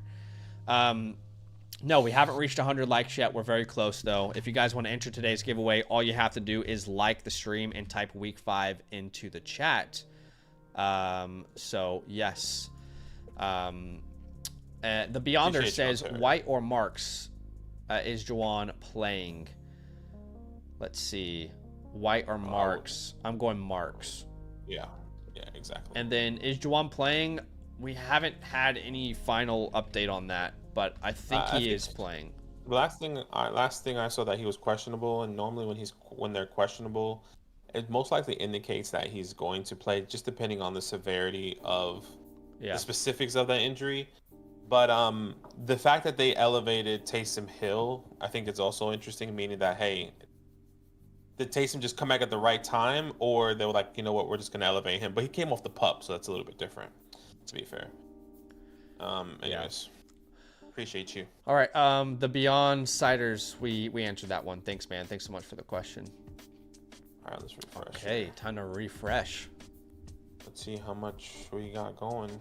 All right, let's see. Shall we? Next question goes to Peso. What's up, Peso? He says, for my other league, tight end Juwan, a drop with Hill back? No, I don't think Juwan's a drop. I would not be dropping Juwan Johnson right now. Look, I understand in the past, this team has been very sporadic with their tight end play, and maybe that will be the case again this year, but it's a new coaching staff. This is not the same coaching staff that used to sporadically use tight ends in random ways. It's not the same coaching staff because Kamara is getting 3 targets a game. So, I would be very patient to drop Juwan. But I would start Herbert over Nix. Yeah, agreed. We're going to go Taylor and Javonte here. Yep. At wide receiver, a lot of great options. I'm going Jefferson and Worthy. Yep, and then okay with at that. The flex spot, this would be Woody Marks for me of all your options. Yeah, Woody and Sutton. I'm okay with that. Sutton is really close there for me. All right, original. Eric, sending away Travion Henderson to Rome, receiving Kyler, Brees, AJ Brown.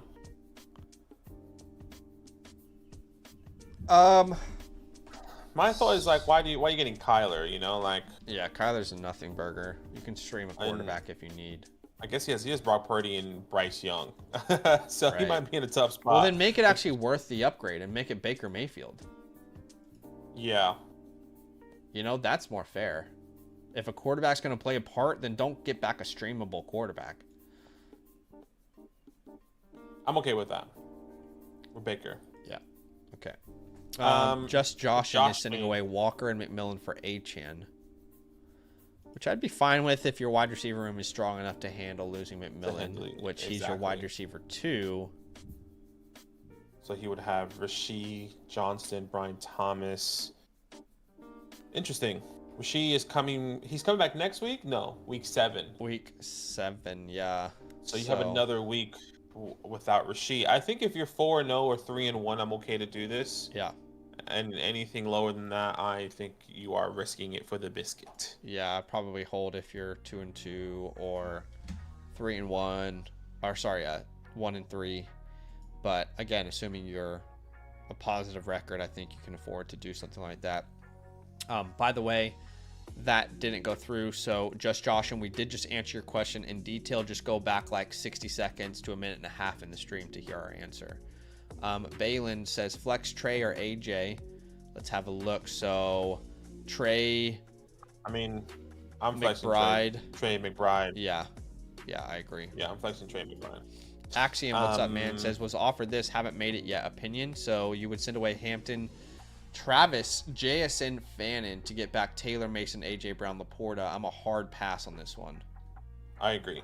Hard pass. Yeah, like very, very hard pass. The JSN to AJ Brown is rough. The ET into Mason is rough. Of course, we all would love to go to from Hampton to Taylor, but at the same time, Hampton's going to drown in opportunity the rest of the year, and it's not like Laporta is a true difference maker at the position. So hard pass. I want to keep the side that you have by a significant margin. Appreciate you though. Yep. Axiom. So I guess this is supposed to ask like, who do I start in the flex, but you haven't given us any names. It's probably because you didn't link your team, my friend. So if you wanted to ask a start sit question, probably best to go to the My Teams feature and then link your team if it's Sleeper, ESPN, or Yahoo. You can still do this if you don't want to link your team, but it's going to make your life easier. For example, my team in the Flock League is already linked, so it'll submit my settings already. And then all I have to do is like choose one player and it'll recognize my team, and then I can go position by position, say exactly who I'm considering, and you know, the more information you give us with each position, the more information we have. But the way you submitted it here, we don't have any information. There's no players even available to choose from, and there's no text. So I'm gonna give you a free start sit question to come back because we don't have any info. Akumaru is starting Hurts, Judkins, Henry, Amon-Ra, Nico, Strange. And then at the flex, are you starting Woody Marks or Jamar Chase? Shout out to Week 5 fantasy football. Wow. This is way too early for this shit, man. Like, Week 5? I 100% agree. It's crazy. This is just like, it's not okay. If this was like Week 10, I get it, you know? Like, I think I would, if this was my roster and we know Jamar Chase can score 30 any week, I would be shocked if they're not more intentional. Is there any injuries? Jamar Chase, but I'm gonna start Woody Marks here. Is there any injuries on the lines? Like to give you a real answer, in my perspective here, Akim or however you say your name, sorry, I would do research on the Lions defense to see, are they missing people in the secondary? What is that looking like for them? Is somebody on the front line, defensive line, not playing? Like, is Aiden hypothetically Aiden for that answer, brother? No, I know. That's what I'm saying. That will be the next step that I would take here, and I don't have that answer for you. That's all I'm saying. I'm playing Woody. Yeah, that's a hard one. Bird Gang is asking about, I guess, just their lineup in general. That last flex is probably where they're stuck. Yeah, it sucks to not have Bucky. I feel you. I'm not going to start any of these guys over at DeMarcado, though. Exactly. I'm there with you. Yeah, so you have your lineup how we would have it, too. Funny, I also have Woody Marks, and I'm playing him because Bucky is down. But I would play him anyway. What's up, Matthew? He says, Bree and I play in our 20-team league. Who's winning? I have JCM, Hunter, Wandale, Andrews, Worthy, Allen. She has Gordon, Scat, Jefferson, Ertz, Spears, Baker. Gordon, Ollie Gordon? That's crazy. That's crazy. Ollie Gordon, Scat, Jefferson. Well, this Ertz, is a 20-team league. Wow. It's funny because is that Josh Allen or? Yeah, if that's Josh Allen, I would say you would be winning this. But he, outside of Josh Allen and Worthy, there's not much to write home about. At least she has Jefferson and Scat, I guess. I kind of lean her team if that's.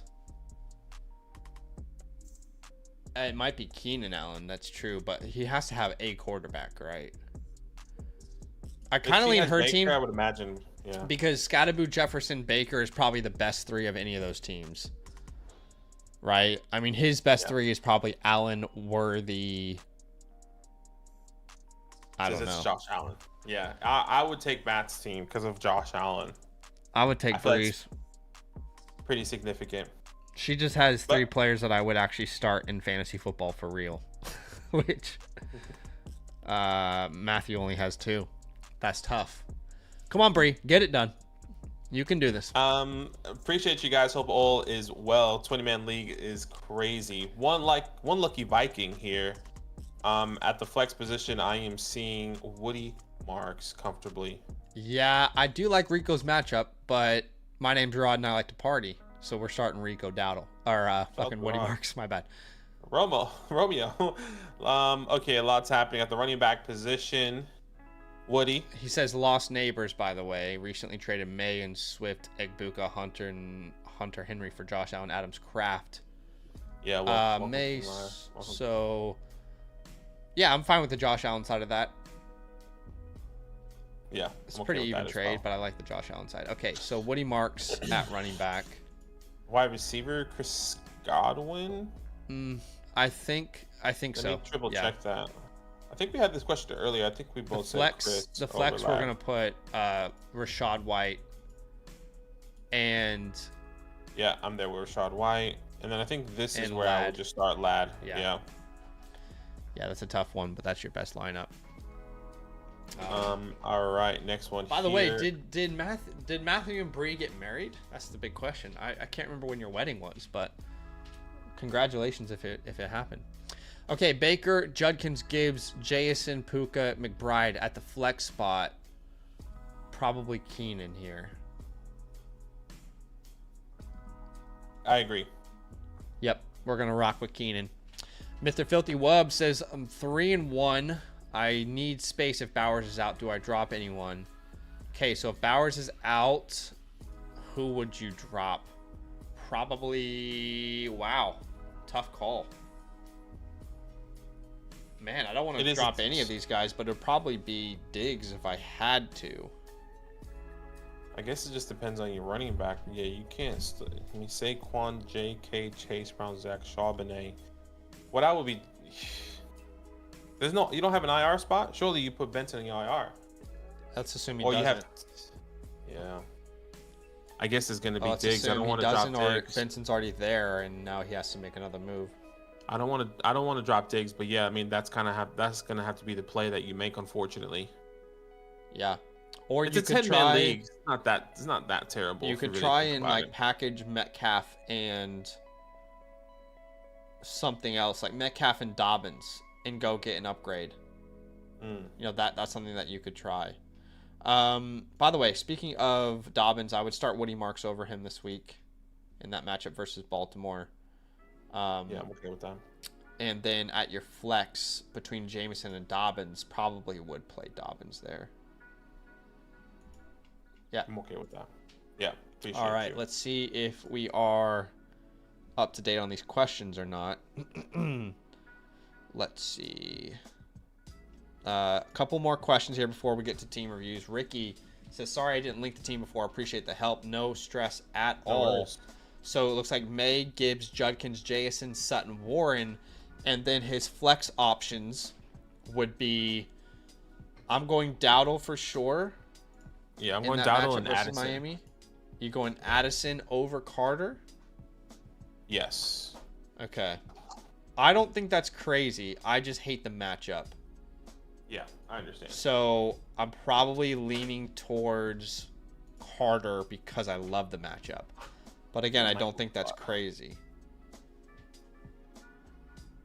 The thing with Addison is all it takes is one play for him to pay off.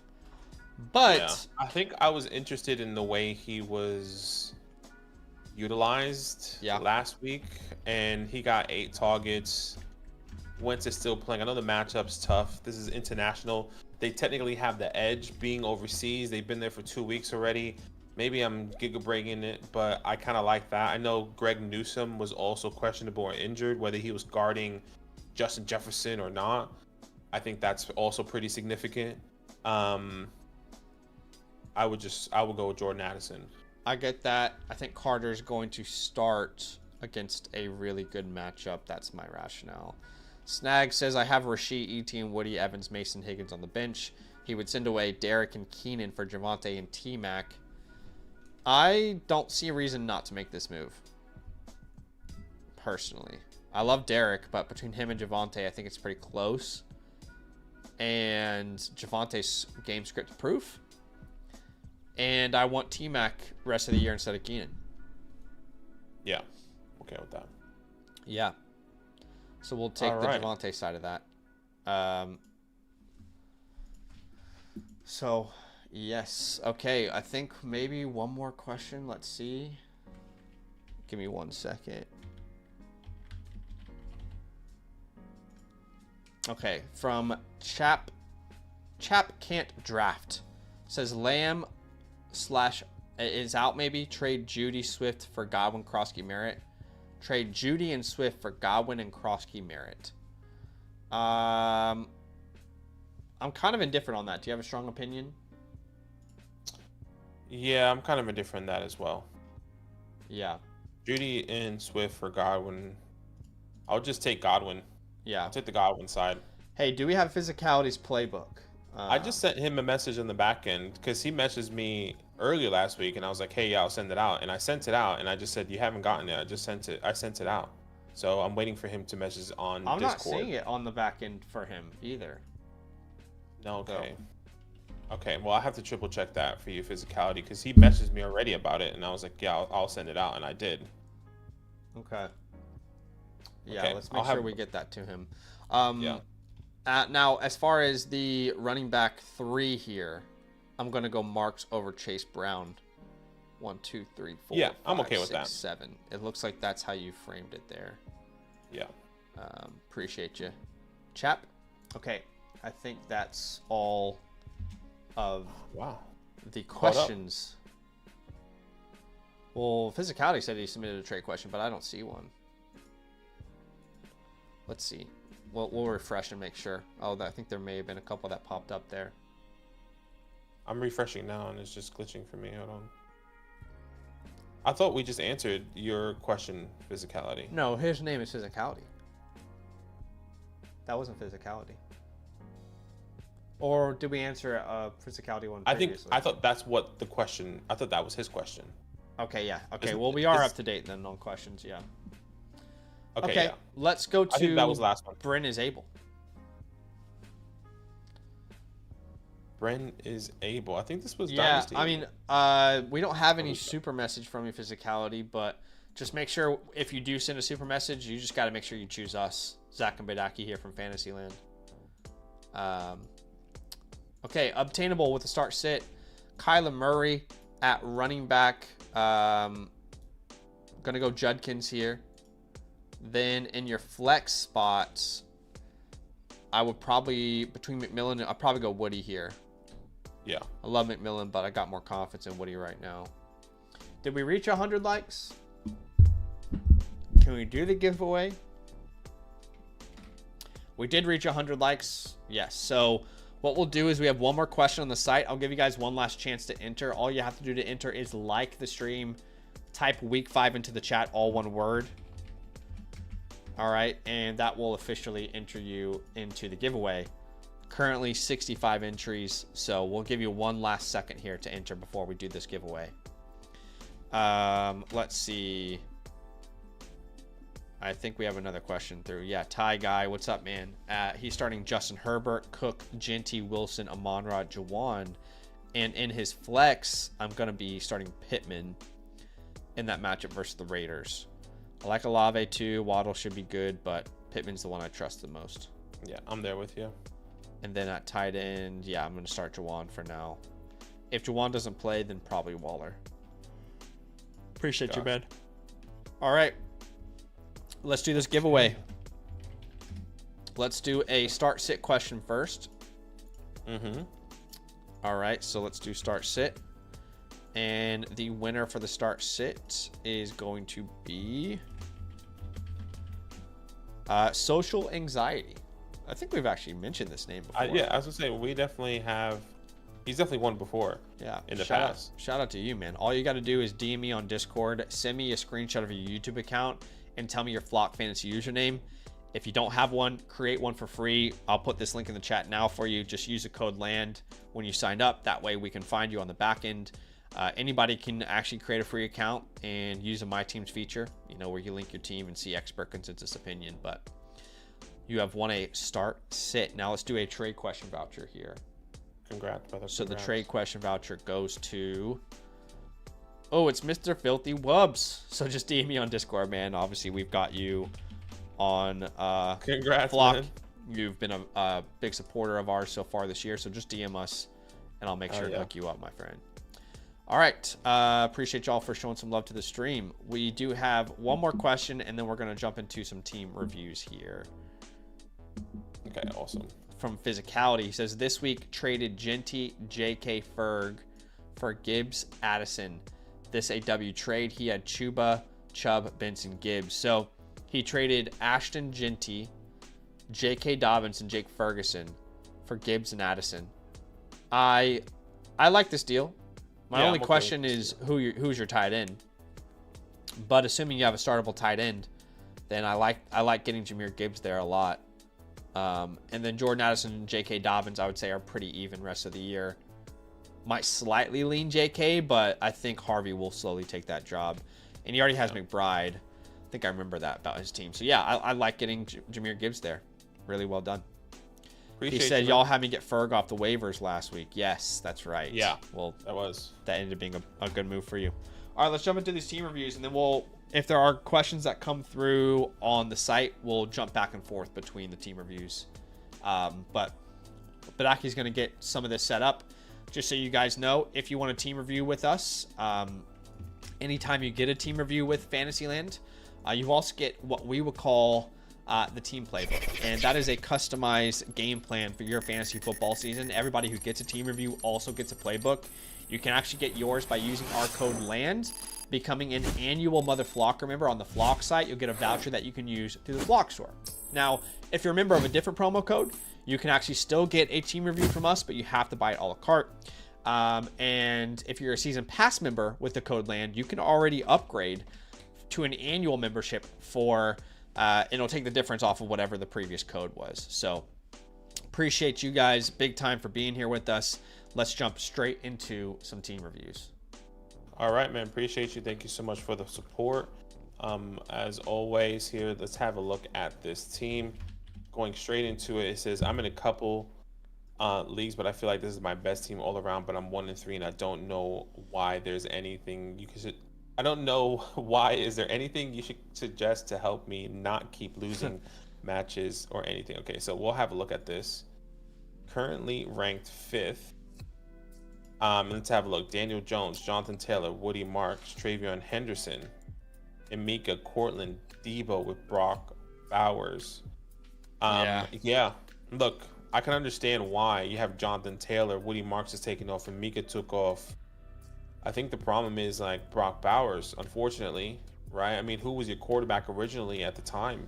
You picked up Daniel Jones off the waiver wires. I wonder who you originally drafted. Was that Joe Burrow? I think there's a lot of different reasons why you could have been that way. And what are the points against? Are you the highest points against in this league? Which sometimes is just, that's just the case, right? I'm 0-4 in the Flock League, and I have the second highest points against. Yep. Untradables, it's probably just going to be Emeka, Ibuka, and Jonathan Taylor. Yeah. That's kind of where I would go at the moment. And I'd be pretty open to trading Brock Bowers, actually, which we can look at. So starting lineup is probably Jones, Jonathan, Woody, Ibuka, Sutton, Bowers when he's healthy. He's not, and then Debo. That's a pretty good starting lineup, honestly. But I would say overall team grade, I probably lean B flat. Yeah, that's where I was at, B flat there. That feels comfortable. When it comes down to anyone to pick up, to stash off the waiver wires type of situations, look, there are names that I can see like Jaden Higgins or the Luther Burdens or the Tyrone Tracy's, but still really no one to drop, unfortunately. But I would say I would put them on your docket, on your playbook, and just keep an eye out for them in the next couple weeks to see how their performances are going to grow and their roles are going to grow. Yeah, because I think that's going to be important. Yep. Other than that, that's about it. No one really, like I said, no one really to cut on your team, unfortunately. What I would love to do is find a team that's, already has a really good record, and let's use Brock Bowers in a trade. Maybe we do Brock Bowers and Matthew Golden or something. And see if we can potentially improve this lineup. So let's see. The best team's record is the 4-0 team here. He has Trey McBride. That's awful. How about the 3-1 team? They have Kincaid. So, for example, I wonder if we can get our hands on Breece Hall, actually. So what I would try here is Brock Bowers and... let's say Zach Charbonnet. Okay. And what we want to do is get Breece Hall and something small in return, like one of their bench names, like a Mark Andrews or something, or a Kincaid, one of those names. Yeah, that feels good. That would be ideal. But again, you would have to be reliant on Bowers still having value in your league in that way. This guy, who's the number 1 ranked team in our rankings, has Pat Freiermuth. So I'm curious if you could get like an Etienne, Bowers and Sharp for Travis Etienne, just straight up. You know, we can go to the waiver wire and figure out tight end if we need to, because we're certainly not going to start Dalton Schultz or Pat Freiermuth, for the love of God. No. So that would be helpful for you. Then what you could do is you can maybe shop Zach Charbonnet or Matthew Golden for a tight end. Or, of course, you could maybe pick up Harold Fannin and just start Harold Fannin. That feels good. That could put you in a better spot there. Let's see. That team is definitely ideal from a team fit perspective. I wonder, like a JCM, Olave, Hunter, Henry. JCM, Olave. For Brock Bowers and Charbonnet. Yeah, it'll be the same construction. I don't know that really improves their team because it's only a start 7, so I actually don't really like that now that I think it through. I would do the Brock Bowers, Charbonnet. Oh, well, you said Brees Hall. Okay, that's great. Travis Etienne hoping that RB position. Yeah. The Kittle owner's probably fine. The Warren owner's probably fine. Kraft owner's fine. Hawkinson owner's probably chilling. I really think those 2 teams are your best bet to get a deal done. Yeah, the Laporta owner could be interested, but probably willing to hold out. Yeah, I think those are your best options there. I like the Etienne one the most, but I would do the Brees Hall offer as well. Exactly. Yeah. But your team is honestly not bad. You've just been a little bit unlucky.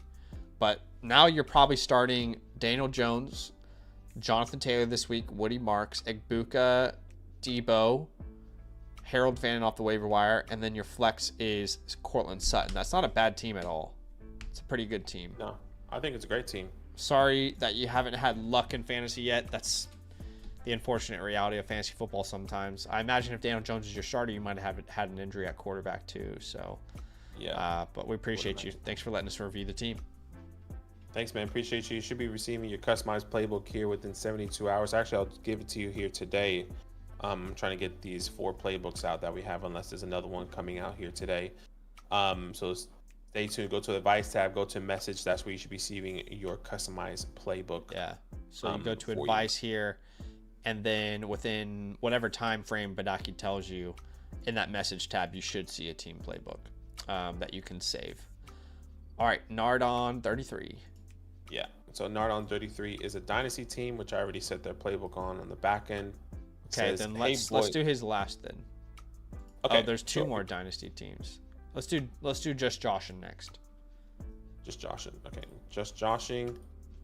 All right, which I have here as well. There's no context here. Okay. Maybe he's in the chat. He can let us know. His team name is the Mac Daddy. He's currently 2-2. Yeah, the Mac Daddy currently 2-2. All right, let's have a look at this team. Quarterback Drake May, CMC Omarion Kenneth Walker. That's great running back room. Wide receivers Rashid Tech, QJ Brian Ricky with Zach Ertz and Kyle Pitts. Right off the rip, untradables is definitely going to be CMC, and I would say CMC and just CMC for the moment. I think these guys are kind of making their way to becoming untradables, like the Omarions. I don't know how much we believe in the QJs, but you know what? I would put Rashid Rice as an untouchable, just because I don't think he should be traded. You held him on for this long, you shouldn't trade him away. Yeah. Right. When it comes down to the waiver wire,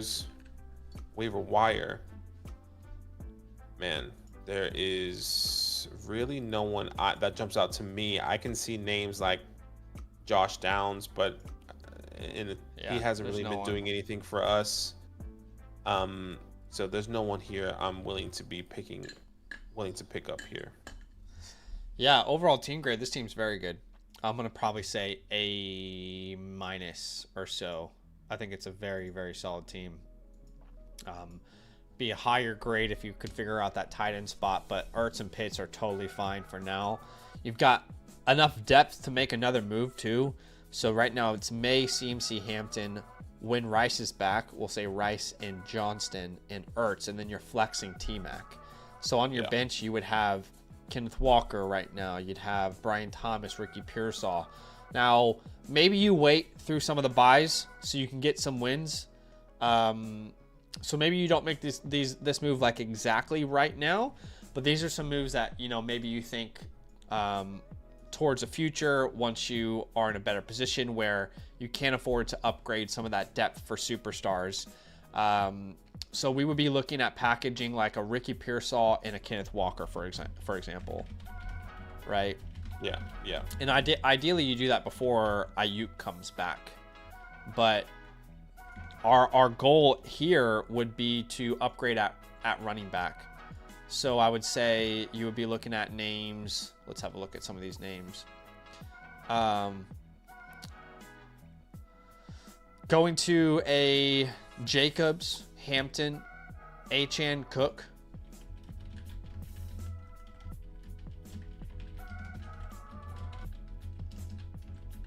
Obviously Achane and Cook, the best names there, but that would be your ideal scenario. Technically, you could use Ricky and Brian as well if you wanted to upgrade that way. Ricky Pearsall plus Brian Thomas. Again, I like that as well. Not a great day/time right now to do this trade with Pearsall's injury and Brian Thomas not performing well, but that is also an option. And if you went in that direction, Ricky plus Brian, you probably want to look at Ricky plus Brian. I would say a Dunze maybe. Nico. Yeah. I wonder if anyone would do that. I know. Well, you're not going to make that trade for Devontae Adams or Tetaroa or Sutton Pickens. Maybe. Oh. I don't know if I would do that. Maybe Garrett Wilson? Yeah. I like Garrett Wilson. Yeah. Maybe you're not going to do it for Justin. I don't think you can do it for Nico either. So maybe. Nico owners aren't really that happy. But look, those are some options. I would just say, and please, I think Goober is your name in the YouTube chat. Please tell us whatever questions that we haven't answered as we're going through. But he does already have Hampton. I would say right now probably. Oh yeah, he already has Hampton. Right now you're probably more in a hold. Let's get from 2-2 to 5-3 or something before we go out and make some of these moves where we send away all of our depth. A lot of bye weeks coming up, right? NFL bye weeks for every team 2025. Just so you guys know when these bye weeks are. Week 6 is the Texans and Vikings. Then we've got Ravens, Bills, Cardinals, Lions, Jags, Raiders, Rams, Seahawks in week 8. Browns, Jets, Eagles, Bucks in week 9. Week 10 is Bengals, Cowboys, Chiefs, Titans. And then, yeah, it's tough. I mean, so right now I don't mind keeping a little bit of depth on your team. But like let's say by week 10 you are 7-3 or 6-4. All right, let's start to cash in. Let's start to make some of these upgrades. You know what I mean? Yeah, man. Appreciate you though. Yeah, but he says I have a lot of late buys. Yes. So even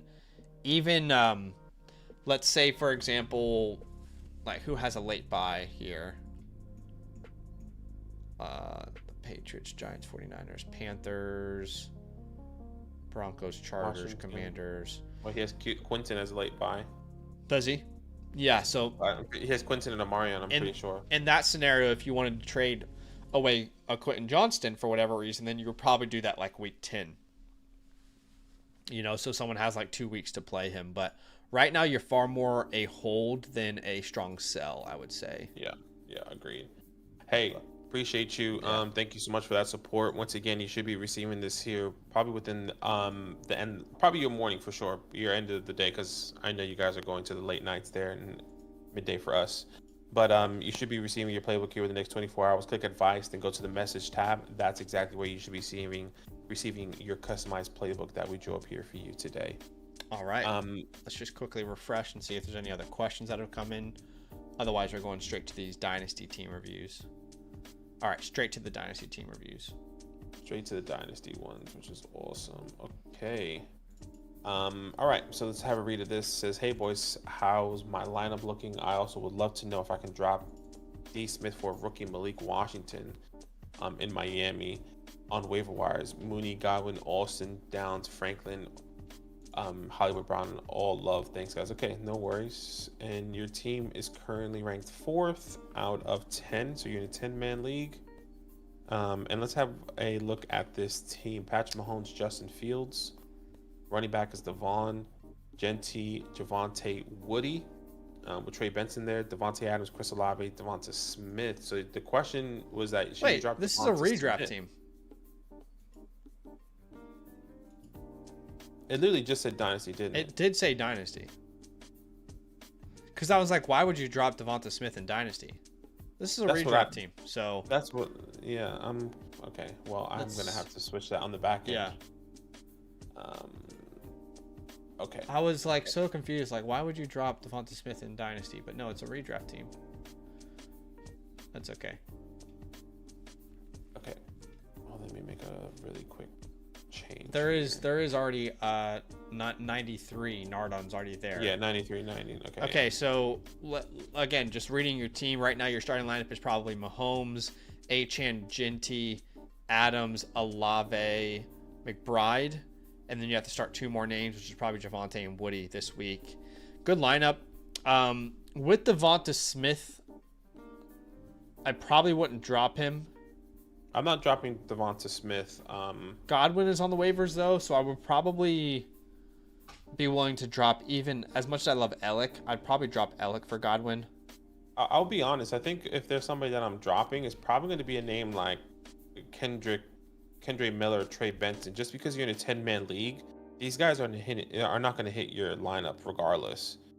Now, maybe that's a bad thought process because your running backs are so strong. I imagine Benson's on the IR though, so yeah. So if there was somebody on the IR, if he's on the IR, or Brandon Ayuk, because he doesn't seem like he's coming back at all in a 10-man league. He will be back, but not for a while. I'm saying, right? Yeah. I'm just thinking that's probably the best pathway potentially there. Untradables. There's really not one, but yeah, I was gonna say Achane and probably just Achane. I guess you could potentially put Trey McBride there, but once again, hasn't really been going crazy. Yeah. Yes. And then the waiver wire pickups is probably just gonna be Chris Godwin, JCM, and JCM there that I can see. I don't know if I'm gonna be picking up. Probably dropping Ellick and Ayuk or Ellick and Kendre to make that happen if you need to. Don't want to drop Kendre obviously, but you don't have a much better option there. Yeah. Overall team grade, I think this is a decent team. Yeah, that running back room is crazy. Yeah, running back room is really strong. You're probably starting those guys in the flex option. You're 1-3, which is not ideal. I would say this is like a B flat type of team, B plus. I am more B plus A minus. I really love this team. Okay. It's just the wide receivers that are bad. So yeah, we'll meet in the middle there and say B plus. And I think what I would love to do is package. I almost feel like you should. Well, here's what's hard. Like right now, your starting lineup again: Mahomes, Achane, Genty, Adams, Olave, McBride. And then you start 2 more, which right now is Javonte and Woody. So I'd like to potentially package Jacoby and Devonta, but you need to wait after this week or until Devonta Smith kind of improves his value. So Jacoby Myers plus Devonta Smith, I would package those names, but again, they both need to have decent weeks this week for them to have true value.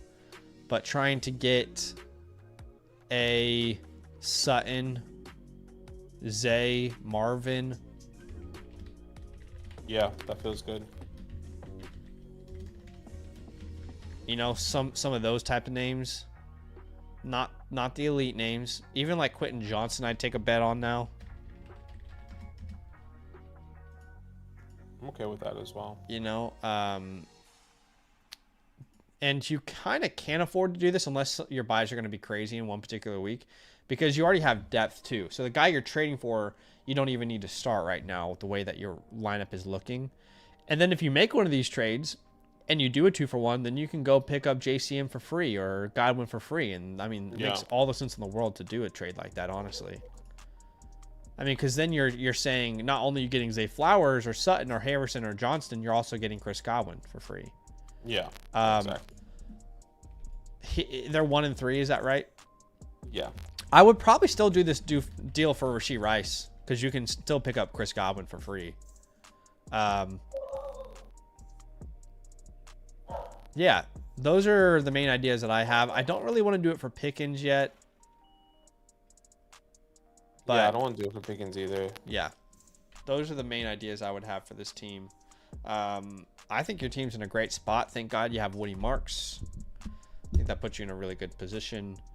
And your waiver wire is so fluid that, you know, even if an offer hit where I had to send Devonta Smith and Mahomes for, you know, like a Lamar Jackson or something, or Josh Allen, I would do it, because you just have such a good waiver wire. So many great names and short leagues. So, yeah, I like the team a lot. I think you've been a little bit unlucky. So don't panic sell this team. Yeah, man. Appreciate you. Thank you so much for the support. You should be receiving your playbook here within the next 24 hours. When you wake up, you should be receiving that here on the Flock Fantasy message system. Click advice, go to the message tab, and that's where you should be receiving your customized playbook that we drew up here for you today. All right. Okay. Probably the last review of the day, unless any others come through. Yeah, which we'll have a look. I am totally fine to call it a day after this. Violent Brochure is here with a dynasty review. Okay. Says I'm 5-3 so far. Wasn't planning on competing, and I'm still not buying. I'm still not, but wanting to see how I can build more draft picks, or really just improve at wide receiver more before the 2026 rookie draft. You're currently ranked first. Yeah, I think human beings, which is an incredible pool. If anybody knows Community, you watch Community or no? I have, but I don't know the references as probably well as you do. That's their mascot. Which anyway, all right. Great pool, unreal show. One of the best shows to put on and do nothing and let your mind melt. Love it. The fact that you're not competing and you have Josh Allen, that's interesting. But yeah, quarterback position was shaky. Running back. Well, let's have a look. We'll have a look at this team. Josh Allen, J.J. McCarthy, and Bryce Young. J.J. McCarthy getting hurt probably hurt you. At the running back position, Quinshawn, JCM, Jordan Mason, Caleb. Probably was relying a lot on Caleb. But look, you do have some guys. I mean, Quinshawn and Woody are your starting running backs right now. We'll see. At the wide receivers, Rasheed, Hunter, Ricky, George, Jawan. That's probably where it's hurt right now. Who the hell is he starting outside of George Pickens? And next man up, I guess, is Travis Hunter, which sucks. And Colson Loveland is not really doing anything this year, unfortunately. When it comes down to untouchables, it's going to be Josh Allen and only Josh Allen. Holds, I see names like Caleb Johnson we're holding. You can't sell him. Names like Travis Hunter. Colston Loveland is also going to be a hold as well. Let's fix your mic. Apparently your mic is in a... might be doing that weird thing. So that weird glitch thing again. It's you guys. All right. So Badaki's mic should be better now. Go ahead. Yeah. Sorry, I'll redo that. So holds is going to be Caleb, Travis, Colston, Loveland. I guess you can also throw another hold as I guess JCM if you're not competing now. But you are 5-3, saying that you're not competing, which is very interesting. There's going to be no drops on this team. Personally, I don't think you should be dropping names like Troy Franklin, Torrey, or Jalen Knoll. If you can somehow pick up names like Jack Besh, I know we haven't seen much from him, but I'm thinking of the future with him as well. And that's probably about it. Yeah. Terrence Ferguson. For you to be 5-3 with names like Josh Allen, Judkins, Woody, Rice coming back, Pickens, I find it hard not to tell you to compete. And I know in an ideal world, you know, we all want the best next young rookie players, but at the same time, I mean, I don't know, like, think about the starting lineup. It's probably Allen and Bryce right now, which Bryce isn't great, but Josh Allen's a monster. Then you're starting Judkins, Woody. Right now, it's Pickens and no one else, but soon it will be Rice. Then Fannin for now, and then you only have to start 2 more names, which right now will probably be Jordan Mason and JCM. But the question is, if he's 5-3, do we not try and compete? He has Go Burrs and the Bridge Burners picks. So Go Burrs is 6-2. The Bridge Burners is 4-4. I mean, Yeah, it's interesting. Do we send our own pick away if we're 5-3? Maybe not. Look, I don't think you should count yourself out because you're gonna get Rashee Rice back, like I think you mentioned that. Mm-hmm. And he has crazy draft capital. If I read that correctly, I'm trying to open up the draft capital. Yes, he does. He has you have 3 1, 2, firsts and 3 26. firsts. Why don't we use that first and see what we can get? Can we go get another wide receiver? Can we go get another wide receiver? You know, can we sell? I guess you can't sell Jordan Mason right now, but can we go get another? It's just extra pieces essentially for this team. Maybe you try and move Go Burrs, his first, and then, but he doesn't want to compete. I'm still not wanting to see how I can build more draft. Okay, well let's play it out the way he wants to play it out, which would be accumulating the most amount of draft capital. Let's play it out that way, because I think we could, you know, talk through a scenario in which you do compete this year, but they seem set on not wanting to compete. So anyway, I thought you had a really good rookie draft. You know, the running back additions of JCM, Woody Marks, Johnson. Obviously, Johnson hasn't been what everybody wanted him to be yet, but and then Loveland's a slow burn. He's going to be good. It's going to take time, longer than any of us really wanted. I will put that at like a solid B. So let's play out the scenario where he gets the most picks possible. Well, that would include a Josh Allen tear down, which we can look at if you're wanting to really have your pick the most valuable. That's what that would look like. You could look at selling a Jordan Mason. You could look at selling George Pickens, but I kind of want to keep him on this team. Outside of that, you don't really have many young, old veteran names to sell anyway. That you can sell, unfortunately. You know? Yeah. I mean, look. Jawan Jennings, maybe. That's what I'm saying. When Jawan is back and healthy, you can probably sell him for whatever that's gonna be. But a second that's rounder. The only names. Yeah, that's the only names I can think of selling. If you're gonna go to Josh Allen, then you need a huge haul. You know, like Bo Nix, T Mac, and 2 firsts or something. Yeah. You know, if you're wanting to get the most picks possible, that's what they said in the review. You know, not Jordan Love. I guess you could go Herbert, but you would need Herbert in like 3 firsts. You know. Yeah. And most teams aren't going to be willing to do that. I don't want to really go to Hurts or Mahomes. I guess you could go Burrow route. You could. If you go Burrow, That really puts you out Egbuka, of contention. Joe Burrow That'd be plus nice. Emeka Egbuka plus probably That'd be really two nice. firsts. Yeah. And that's Burrow's perfect addition right now for a rebuilder. And you don't sacrifice quarterback strength next year. You could go Caleb if you got. It'd have to be like Caleb and 3 firsts, so that's probably not going to work. Yeah, those are your main options there with Josh. Jordan Mason, I would say if you can get multiple seconds. George Pickens, I would want a first in Yeah, you can squeeze a first. 2027, something like that. Yeah. But right now, I mean, I don't think that you're out of contending.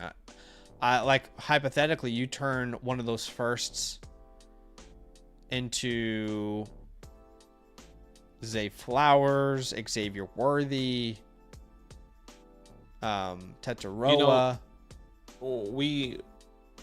In a dynasty perspective, Violent, we have a thing called in and out, right?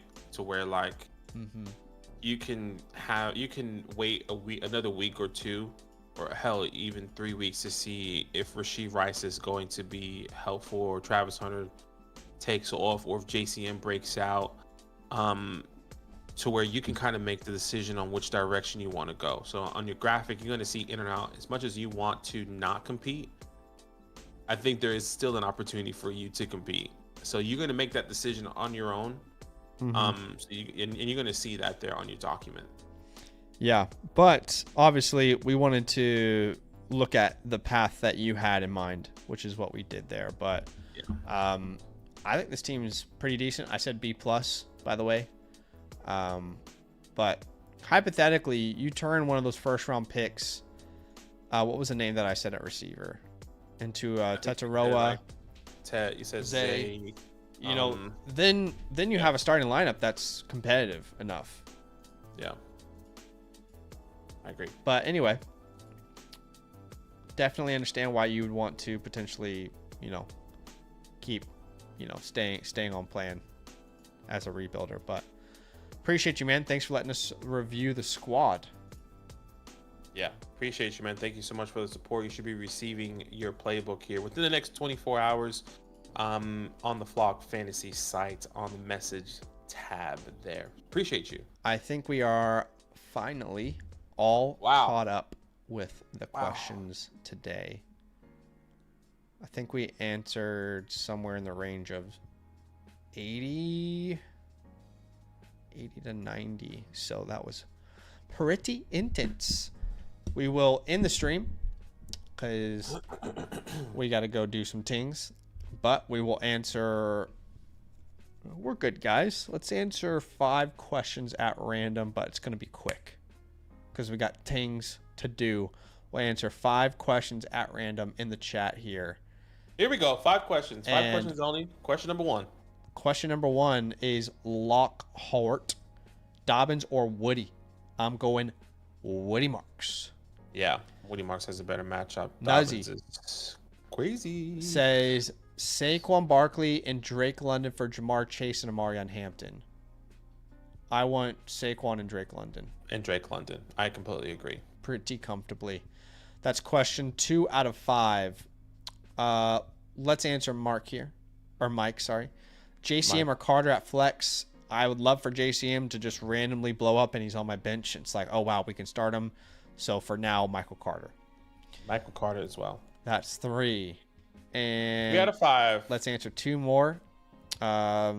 Abraham Lincoln is in the chat. Hey. I don't mean. Thanks for all you did, right? Yeah. What do you mean? Yeah. This guy is like critical to, ending slavery.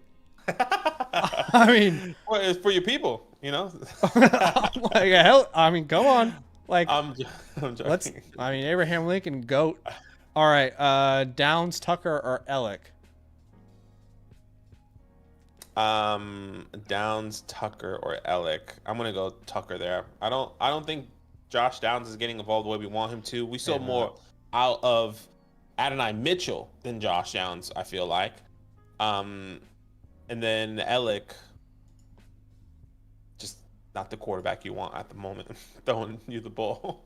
Yeah, I'm going to agree with you there. Last one. Okay, last one. We'll do, let's go Johnny here. Start 2, Happy BR, Higgins, Rashid, Shaheed, Michael Carter, or Addison. For me, this is Michael Carter. And between Addison and Higgins, it's very close. Don't have a strong opinion on that, but probably going to lean Addison. I'm going Addison, yeah. Just like what he did last week. I feel like you can trust in Carson Wentz a little bit more, but appreciate you guys. Yeah. All right, guys. Appreciate you big time. Enjoy the rest of your day. If you have any questions that you desperately need answered, I will be answering questions on the back end. I will be replying to you all the way up until kickoff on the Flock site. So appreciate you. Good luck this week. We'll see you guys very soon. Nothing but love. There's so much content on the channel from this week, so go check that out, including the video we dropped yesterday, 7 moves I'm making in fantasy before week 5. Appreciate you guys. Later. Love.